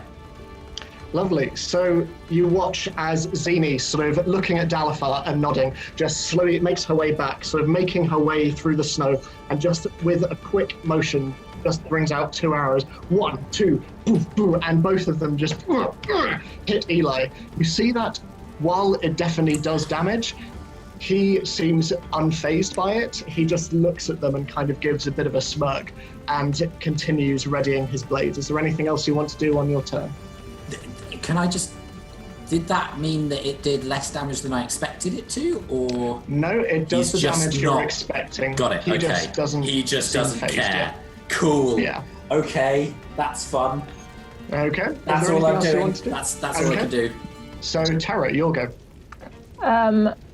So for that whole conversation, Tara was just sort of looking between everyone, just like sort of wondering what was going to happen. And then as soon as he starts running forward and then Zini like shoots the arrows, Tara's just like, well, okay. And then It's go time. whips the sword out and does Thunderous Smite as a bonus. Because he hasn't been in his turn yet, I get advantage because of my roguey stuff. So I'm just gonna Poodle over? Yeah, poodle over there. Can I be on the? I feel like I would just go in a straight line, sort of like good face. like a running attack. You know what I mean? Rather than a walk over, a stop, and then a hit. Sure thing. So roll for your attack. I love the idea that Tara's doing this completely silently as well. Like usually people would cry out as they saw the blade. She's just running and goes, woof. Okay. 17. 17. That hits. Roll for damage. Okay. Do you get sneak attack? Yes, I do, and I also get. So I'll roll my normal one. It feels like it's been a very long time since I've done this. Right, so the normal one is 7 damage. Okay. And then Thunderous Smite is 300 foot of thunder, 2d6 thunder damage, which is 6. Strength saving throw for that for him. Okay. If he's pushed. Do you want me to do? I'll do my sneak attack first. Shall I? Okay, sure thing. Which is a 3d6. 6. I rolled 2 ones. 6 sneak attack, and then a strength. I said strength, didn't I? Strength saving throw. So he got a 20 not natural on the saving throw. I don't even know what my DC is. I'm sure. Oh no. Yeah. Okay. So he stays standing.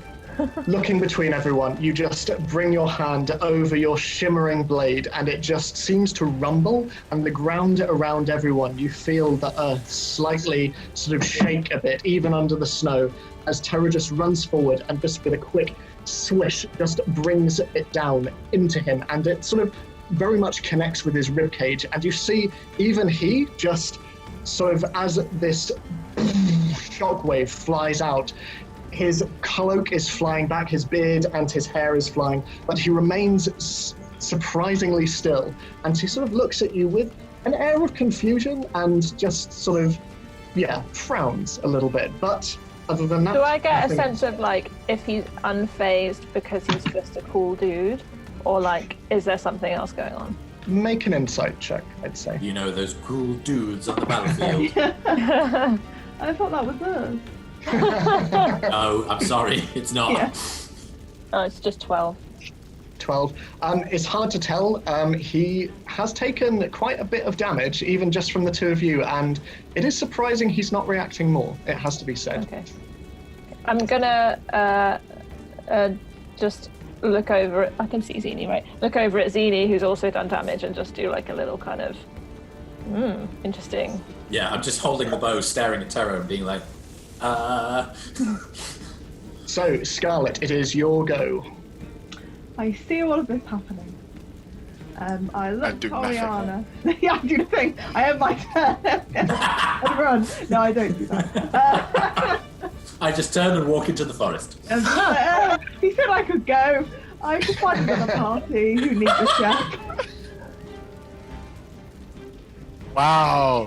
That would be the best power play. It would. Hard to do season 2 though. I don't know. Turns out that Scarlett's just been jumping between parties until they die, and then going, oh, okay, well. That's what the bad business in Everwinter was. Yeah, it's all just parties all the way down, basically. The next campaign is a prequel. Yeah. Oh my god, everyone is a baby.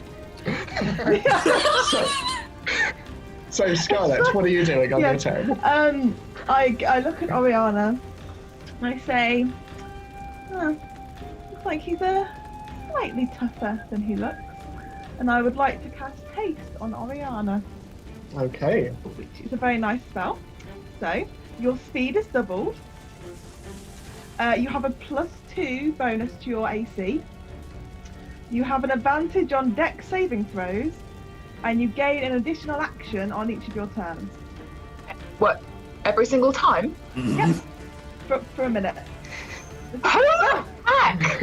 I mean, it's So concentration. OP right now. Yeah. I mean, it's a con spell, so I can't do a crazy amount while I'm hasting. It's like the time Ariana got Spider Walk. I mean, just basically cleaved everyone from the neck. So, Scarlett, as you look and have this mini exchange with Oriana, you swish and flick your wooden spoon, and suddenly, Oriana, it feels like the blood around your veins is just... as you just feel this kind of rhythm just through your body. It's like your heart is working double time, but it doesn't feel uncomfortable. It feels remarkably invigorating. But you're just kind of looking, and as you look around, you see that everyone else seems to be moving ever so slightly in slow motion. And you look at the fire, and the fire itself is just slowly swaying from side to side in the distance. Like I say, very disconcerting, but not unpleasant. So when you said you feel this rhythm and went like that, I full on imagined you going into the Mask song. I was like trying to imagine Oriana performing that. Scarlett, is there anything else you want to do on your turn? Only a small thing. I would like to sort of whistle to Juliet to follow me and just walk up against the ledge. Okay. Juliet, as far away as I can possibly get from Juliet doesn't need much convincing. She's quite freaked out by the fire, and she just cleans back against the wall. And just... So it is Rudigan's turn. What is Rudigan doing? Okay, so is he up on the ledge? So he's there with the other mounts. Okay, so in order to come down off the... How tall is the ledge? It's probably around 10 feet off the ground. Okay. He's not very good at jumping. Okay, so can he come around and down the ledge towards me? He can move 30 feet.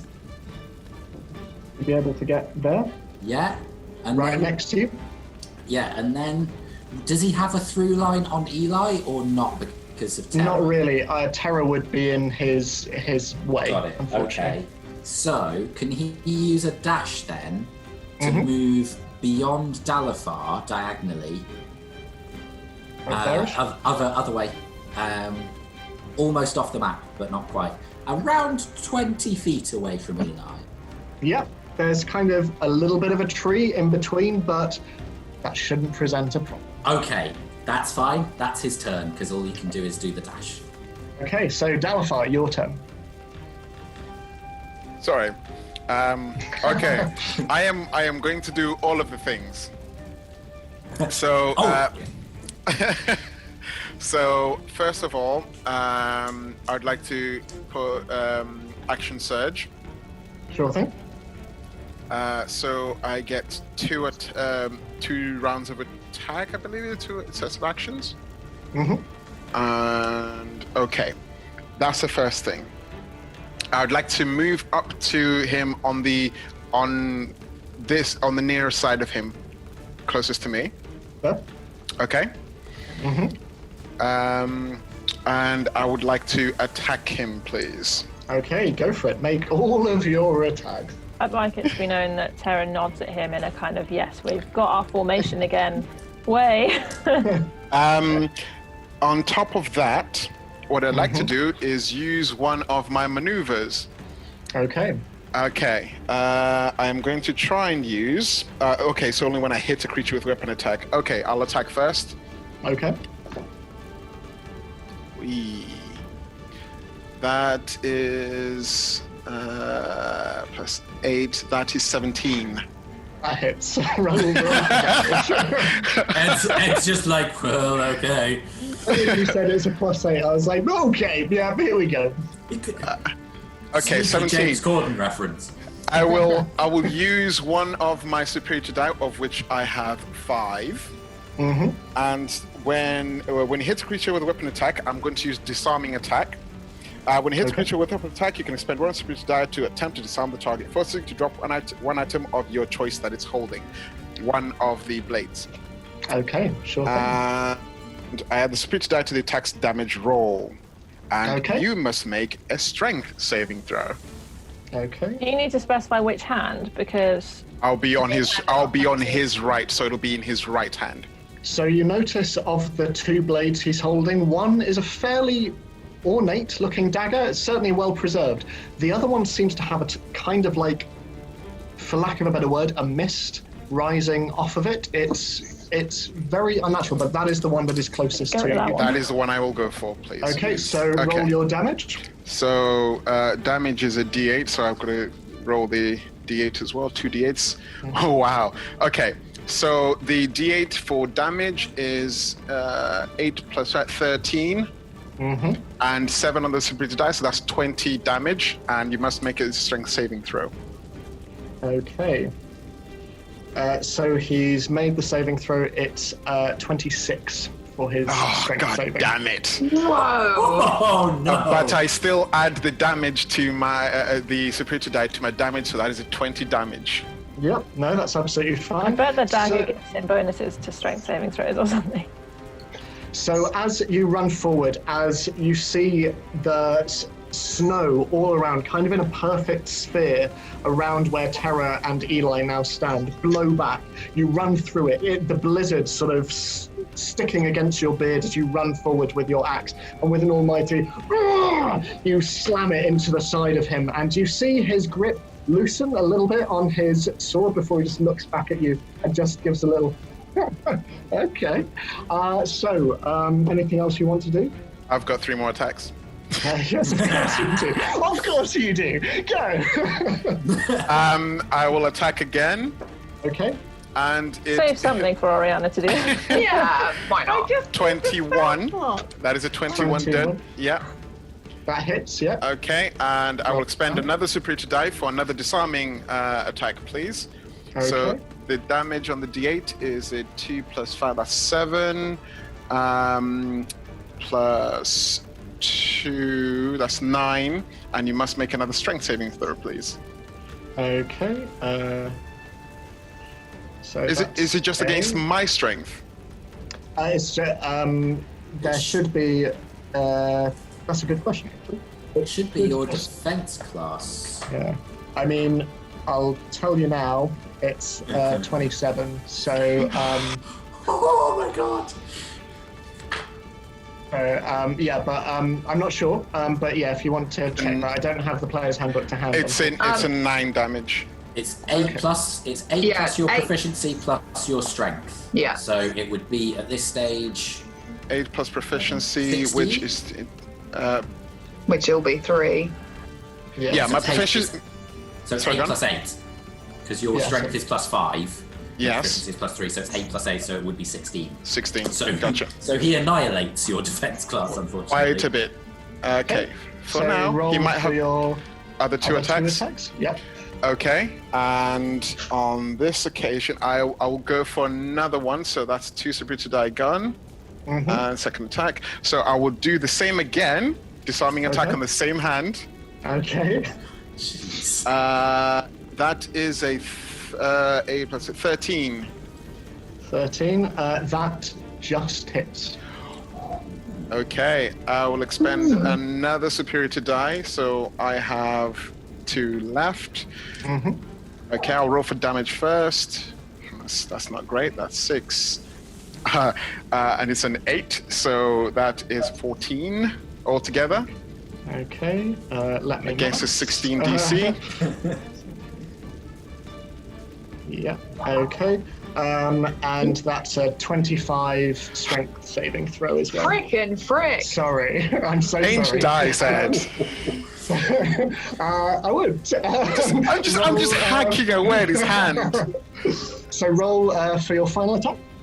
I will roll, and I will go for a no. Let's not use precision attack. Let's go for. Ooh. Okay, let's try it. We'll go for a menacing attack on the maneuver. So first of all, roll for attack. Mm-hmm. I mean, that is 14. That just hits, yep. Okay. So I will spend another spirit die for a menacing attack. And for a menacing attack, let me just draw for damage first. And then the other D8. So menacing attack says, when he hits creature with weapon attack, you expend one die, and you add the spirit die. Yes. Wisdom saving throw. Okay. What happens if he fails out of interest? Okay. On a failed save, it is frightened of you until the end of your next turn. Okay, so roll for damage. I have, that is 5, 12, 16. Okay, there we go. So, as you rush forwards and just hack into this poor guy's arm, just 1, 2, 3, you can see that the bandages that you're hitting are starting to become unraveled and they start to fall onto the ground. And Zini, from your vantage point, you can see as they fall from his inner elbow down to his wrist, there is one long scar. And this is now open to the world. And as you bring down your final attack, Dalafar, in as menacing a way as possible, and at this stage you are a whirlwind of death as you just bring your axe down. And after all of that, you look up and you're a little sort of breathless, and looking up at him, you just... And he looks down at you and just... This is harder than I thought. So, he is unfazed. Oriana, it is your go. Okie dokie. Just to clarify before I do my turn, if I move up to him, presumably he'll be flanked and I'll have advantage. Yes. Okay. Yes, you will. In that case, I will leave my vow of enmity for now, and I'll go up to him and I'll come round to the right-hand side, Yep. And I guess I will attack. Okay, roll to attack. So, wow, that's a 10. Did you roll with advantage? Oh, snap, yes. That thing that you literally just asked. 23. What, sorry? 23. 23? Yeah. Cool. Awesome. Yeah, that hits. Roll for damage. That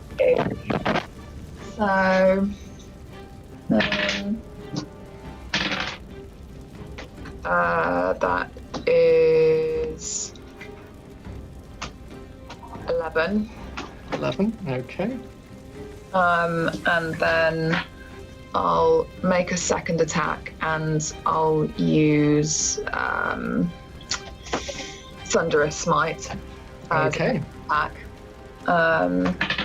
So that's oh man, maths, 14. 14 just hits, so roll for damage.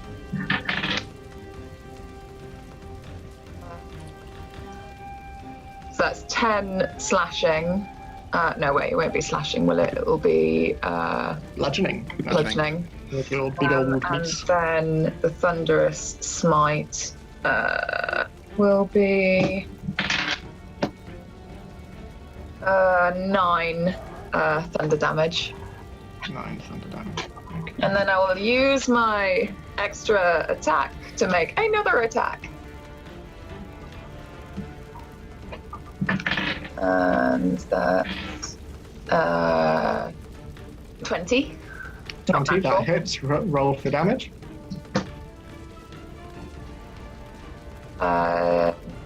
It's 14. 14 damage. Okay, so. Okay, is there anything else you want to do on your turn at all? No. Okay, so Eli's turn. So, Turning to you, Oriana. Three of you watch, and Zini, you watch from a distance as he pulls out the 2 arrows, and you can see the wounds start to seal up, and he starts to heal in front of you. And you watch as the wounds that you have inflicted on him just slowly start to peel back up. He still looks much worse than he did when he first stepped into this clearing, but he looks at all of you and says, I told you this wasn't your fight. And he's going to try and attack you, Oriana. That will be a 21 to hit. That hurts. So that will be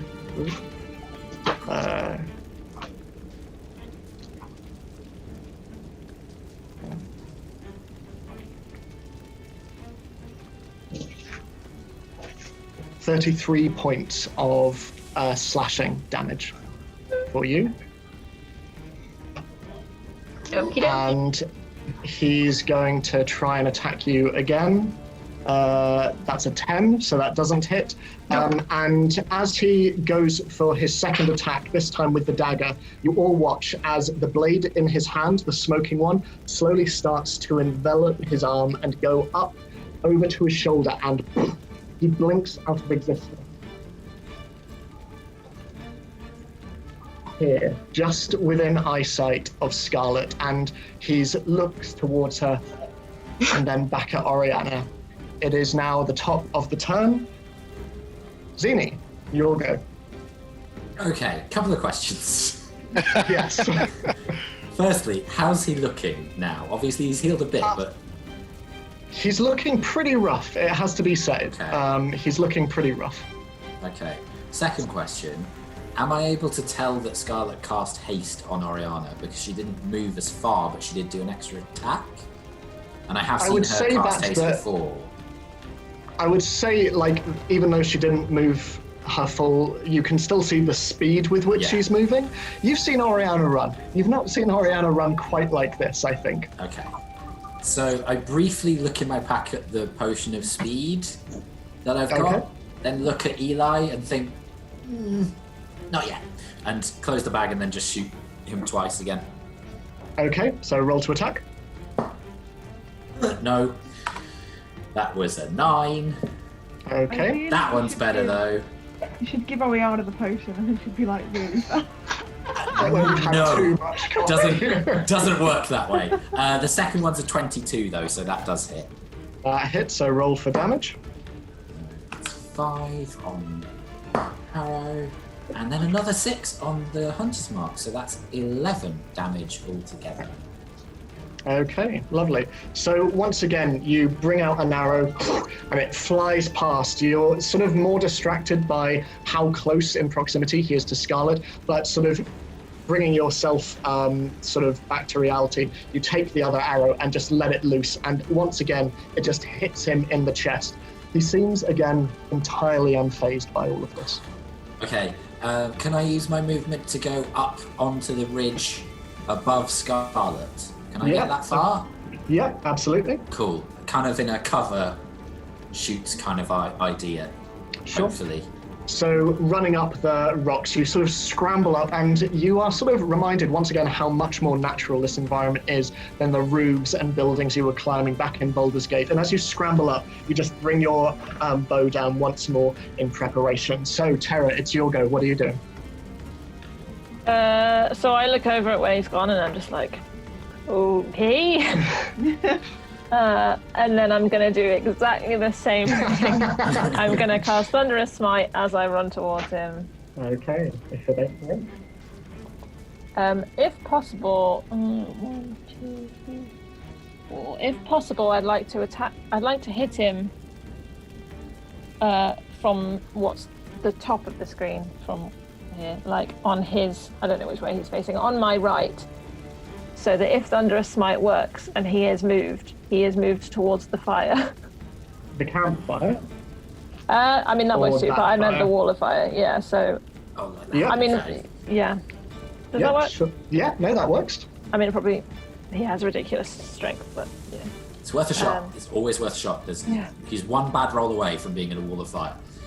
And it's just a straight roll, so there's no sneak attack this time. Okay. I sense you disagree with me, Billy.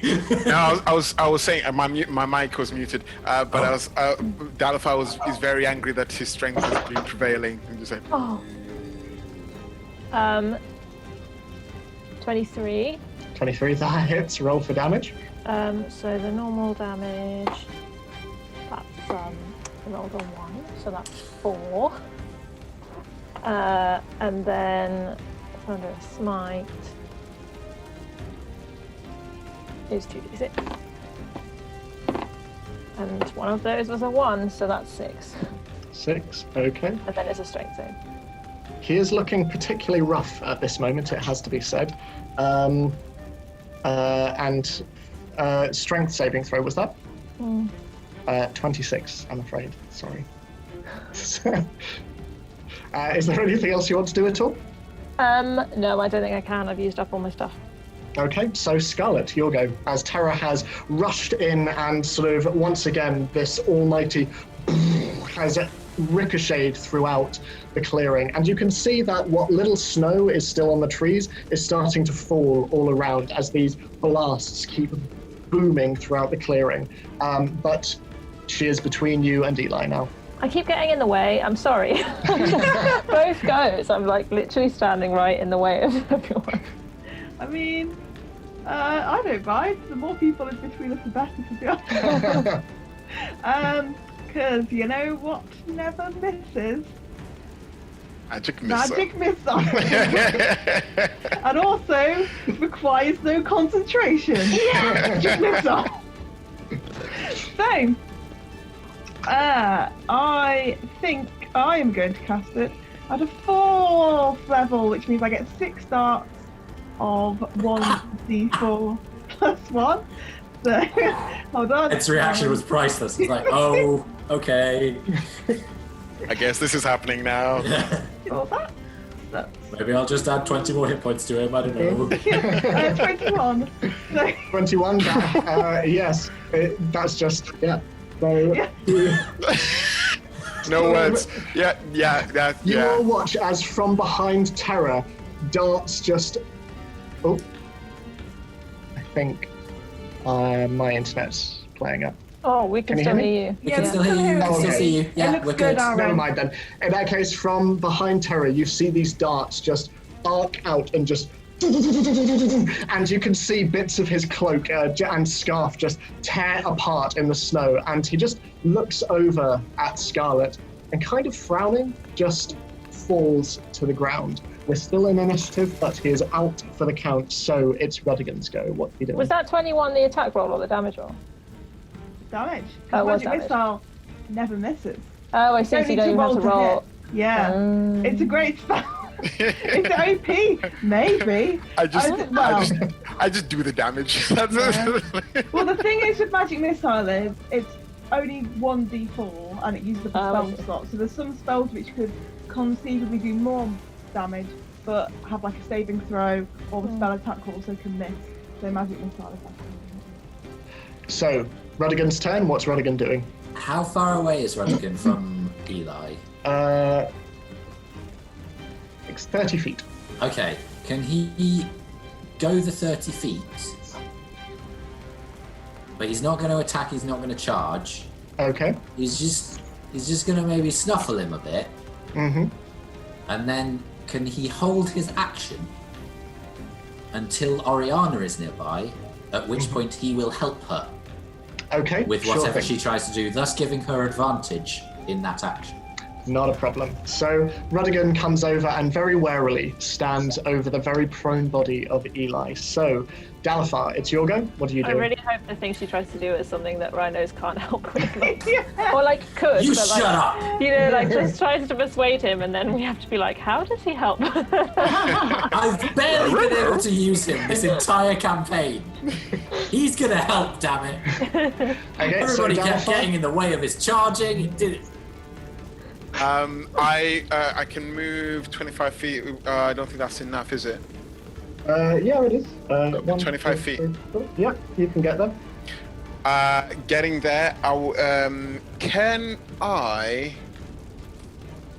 I take the dagger from him? Yeah, absolutely. He's out for the count. You can. Which one are you taking? Sorry, the dagger or the sword? Can I take both or just the one? I'd say as an action, probably just one. Okay, I will take the dagger from him, please. The smoking. The smoking blade or dagger. Sorry, yes. Smoking. The Yeah. smoking. Okay. Sure. Okay. Lovely. Not a problem.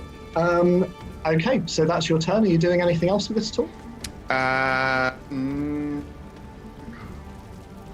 would like to. Can I hold an attack if he attacks? So because you've used your action, I've used my action. No. That's Yeah. fine. Yeah. Nope. Fine. So in that case, you will watch as Dalifar comes and just very quickly picks up the smoking blade. Oriana, it's your go. I'll approach him. And I will use one of my actions to take the other weapon. Okay. And presumably because I still have haste, I can use a second action. You can, absolutely. And I'll take some rope out and tie him up. Okay, sure thing. So you will watch as Oriana comes over and starts to tie him up. And as she does so, you see him just, his eyes immediately open. And he starts to heal up the wounds that you started to see inflicted upon him. As they start to patch up on him again, he's still looking incredibly rough, but he is going to... Oh, there's not much he can do. So he is going to... What is he going to do? He's going to cast Cloud of Daggers in a 5-foot cube. Say what now? So it would. Does that include him? It does include him, yes. Or it doesn't have to. It will not include him. Thank you. Oh. So yeah. Yes. How tied up is he? He is very tied up. So how is he moving his hands? He does not need to. Oh no! That's not good. So, that has no effect at the moment until we get to the start of both of your turns. So, you will watch as him looking at the ground, he just looks around at all of you and looking at Oriana once more. You watch as suddenly the shadows of the air start to form into strange dagger-like shapes hanging around Dalifar and Oriana, just hanging in the air, and they are about to centralize. So, top of the round, Zini, your go. Okay, before that, can I just specify that Rudigan did help tie him up by propping up his back and propping up his legs, just Sure. so that Catherine is wrong. That's the sole reason I want to do it. So, Zini, what are you doing? can I yell, because I've seen that he's awake again but tied up, yes? And then he's cast this spell. Mm-hmm. Yeah? So can I Yes. use a free action to shout at Oriana and go, Ori, what are we doing? And I will hold an attack to wait for Oriana to tell me what we're doing. Okay, So sure. I'm just holding 2 bow shots, that's all I'm doing.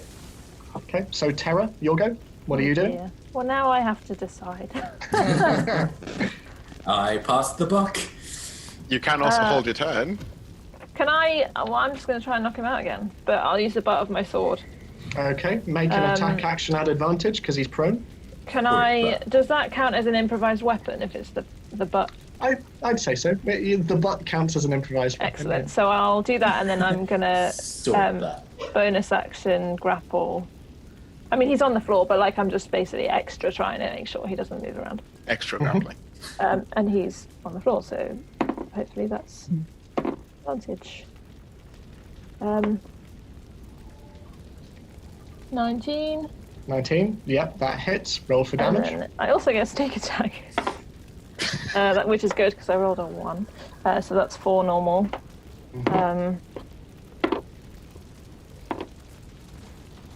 9 sneak attack. 9. And the grapple is... Do I have to roll for that? If it's... I can, use a bonus action to attempt to grapple them. So is that just a strength check? Yes, it is. Is it advantage because he's on the floor?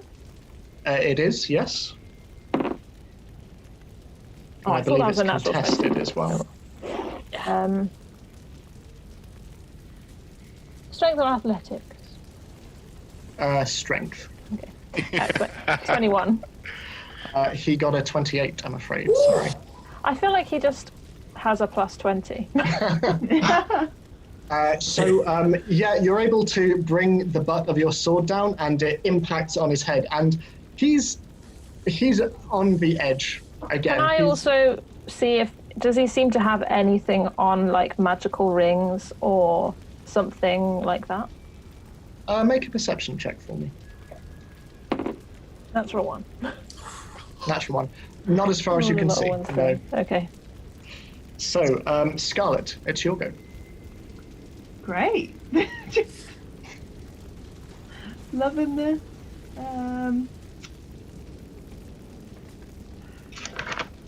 I mean, he's still sort of...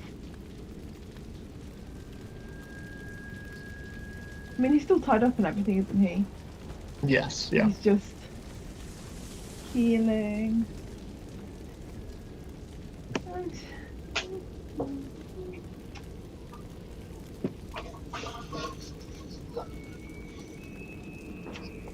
Should have had a plan in place. You know what? Let's just do some more magic missile.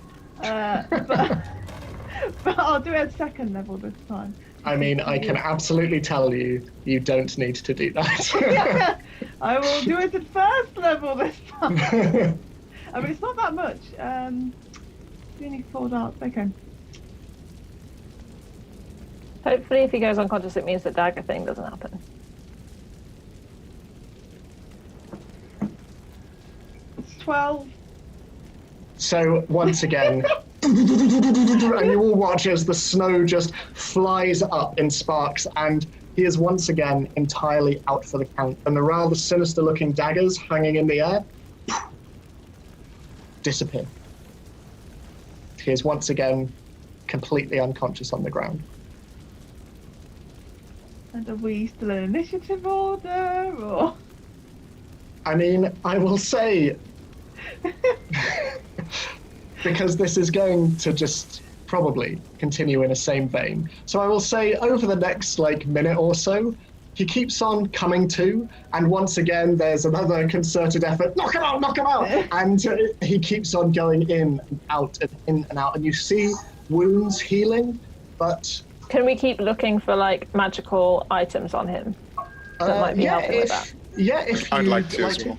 I really hope this doesn't end up as just a naked man.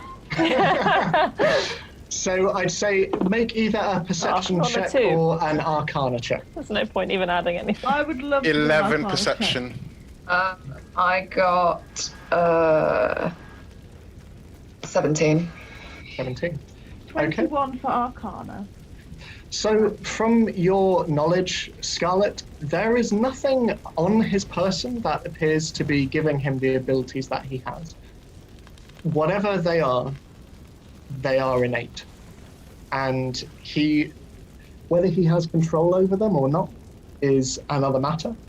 It seems that without the sword, as you kind of look over it, you imagine that however he was able to teleport probably has something to do with that, mainly due to the fact that he hasn't tried it again. The rest of you don't really see anything on his person, except for you, Oriana. Around his neck, you see a symbol hanging. It's a symbol that you know very well, and it is the symbol that hangs around your own neck. And as Eli comes to again, he just looks at all of you and gives a remarkably pleasant smile. This is becoming somewhat cyclical, I think.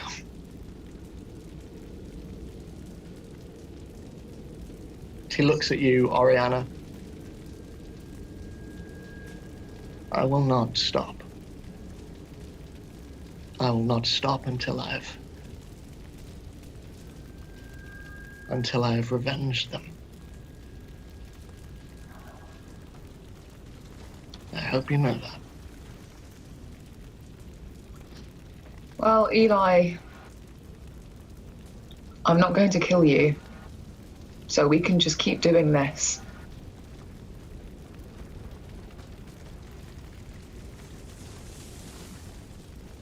Make a wisdom saving throw for me, please.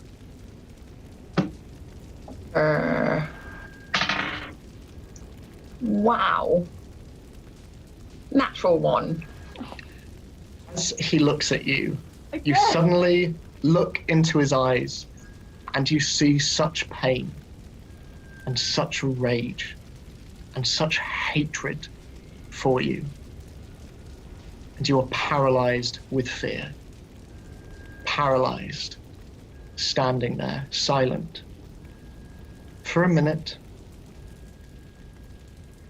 But it is That's a long time. harrowing. But he says nothing. He just fixes you with that gaze. Do we notice Ori being paralyzed with fear?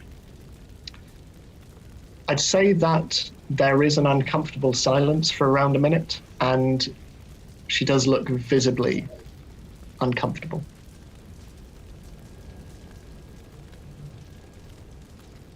What do you want to do, Ori? Right. Your call. What do you want to do?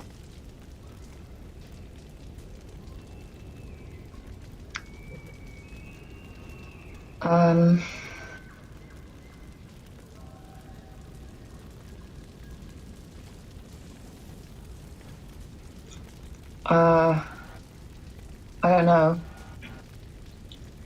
I can't. Killing him won't solve anything.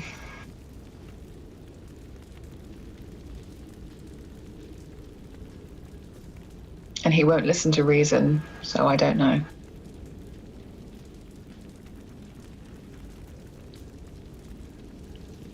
And it looks like you won't die from your wounds, you will keep coming back. He just nods. Do you eat? Do you sleep? No. I hunt.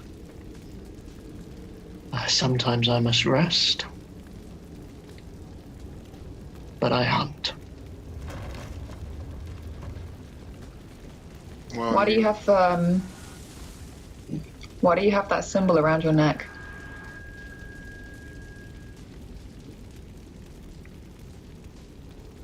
Come here. I'll whisper it to you. I get close, but not too close. He whispers the following in your ear. I will send it to you. I don't know why I'm even asking this because I probably can't see, but can I read his lips? I'm assuming you're still stood on the bridge. From her bending down, you can't get a clear view. And he just leans back, and after whispering to you, he remains silent.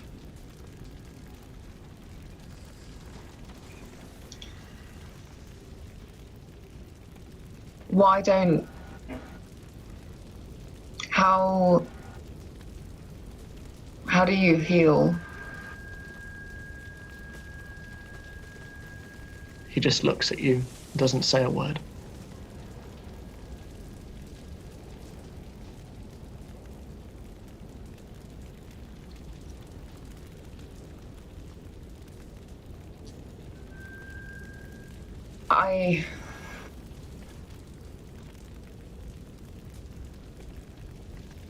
Look, I'll try this one last time. I am sorry for what happened to your family and to you. I didn't want that, but I had to do what I was told.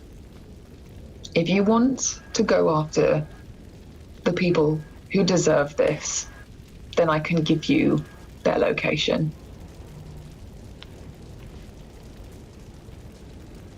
Make a persuasion check.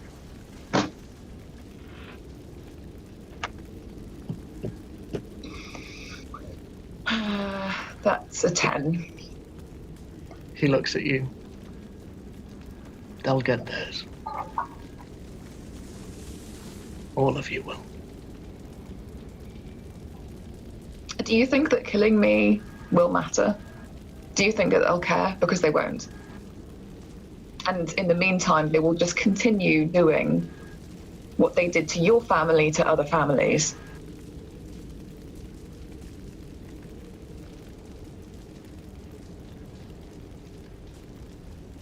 I will continue doing what I have to do.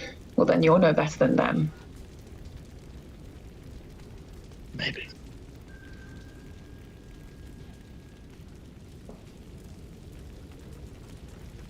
I'll give you a head start this time.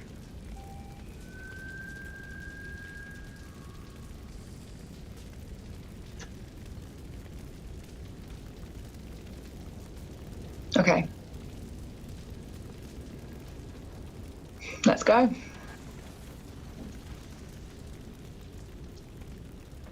Yep. So I put the dagger in my pack and I start moving towards the horses.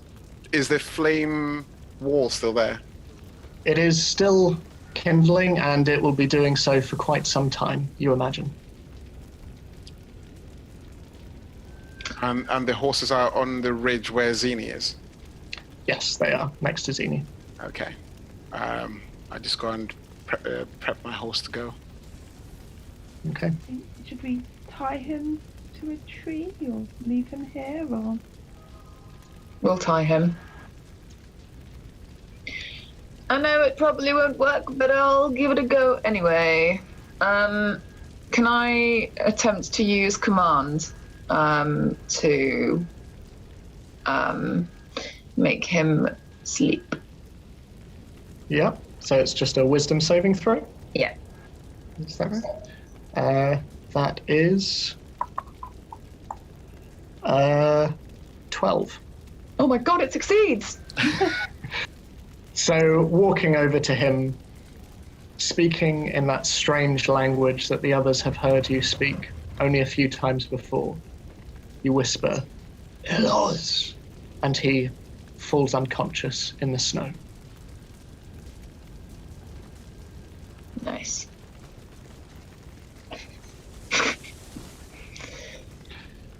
So you tie him to a tree. You're able to do so quite securely between you all. Can I take all of his belongings? You can, absolutely. Except so you have his... because it would be tempting to leave him here naked, but yeah, absolutely. So Never the invents only the game other show Naked and Afraid. the only other belongings on him is a pouch containing 5 platinum. Cool. How many? There's 5 of us, right? Yeah. Wow. I'll divvy that out. Can I take the symbol? Absolutely. So, are you headed off despite the late hour? Yes, we should move. Yeah. Okay. Can I keep my hunter's mark up on him for the hour that it lasts? Absolutely. Does that mean you know What are where you he doing? is? It does for an hour, Oh, yeah. that's useful. So what are you doing with Lucy in the meantime? I gather Lucy up and just make sure that she's okay and carry on. As I you do imagine so, she you can't fly yet. No, and she's still very much unconscious. And as you pick her up, you can see that attached to her ankle, there is tied something else you did not see before next to the letter that you picked up. It is a very small black feather. And you recognize it as one of your own from when you were much, much younger. So, you all continue on into the snow. Is there anything you talk about as you move? Nothing from me. Nothing from me. I probably ask whoever has those two weapons if I can have a look at them. Both me and Ori have one each. And what were they again? I've got the One- smoking dagger. What was the other thing? Just a regular run-of-the-mill dagger by the looks of it. Ornate, but The daggers. dagger. Cool. Oh no, I'll leave it. So, if no one has anything that they're doing, you ride off.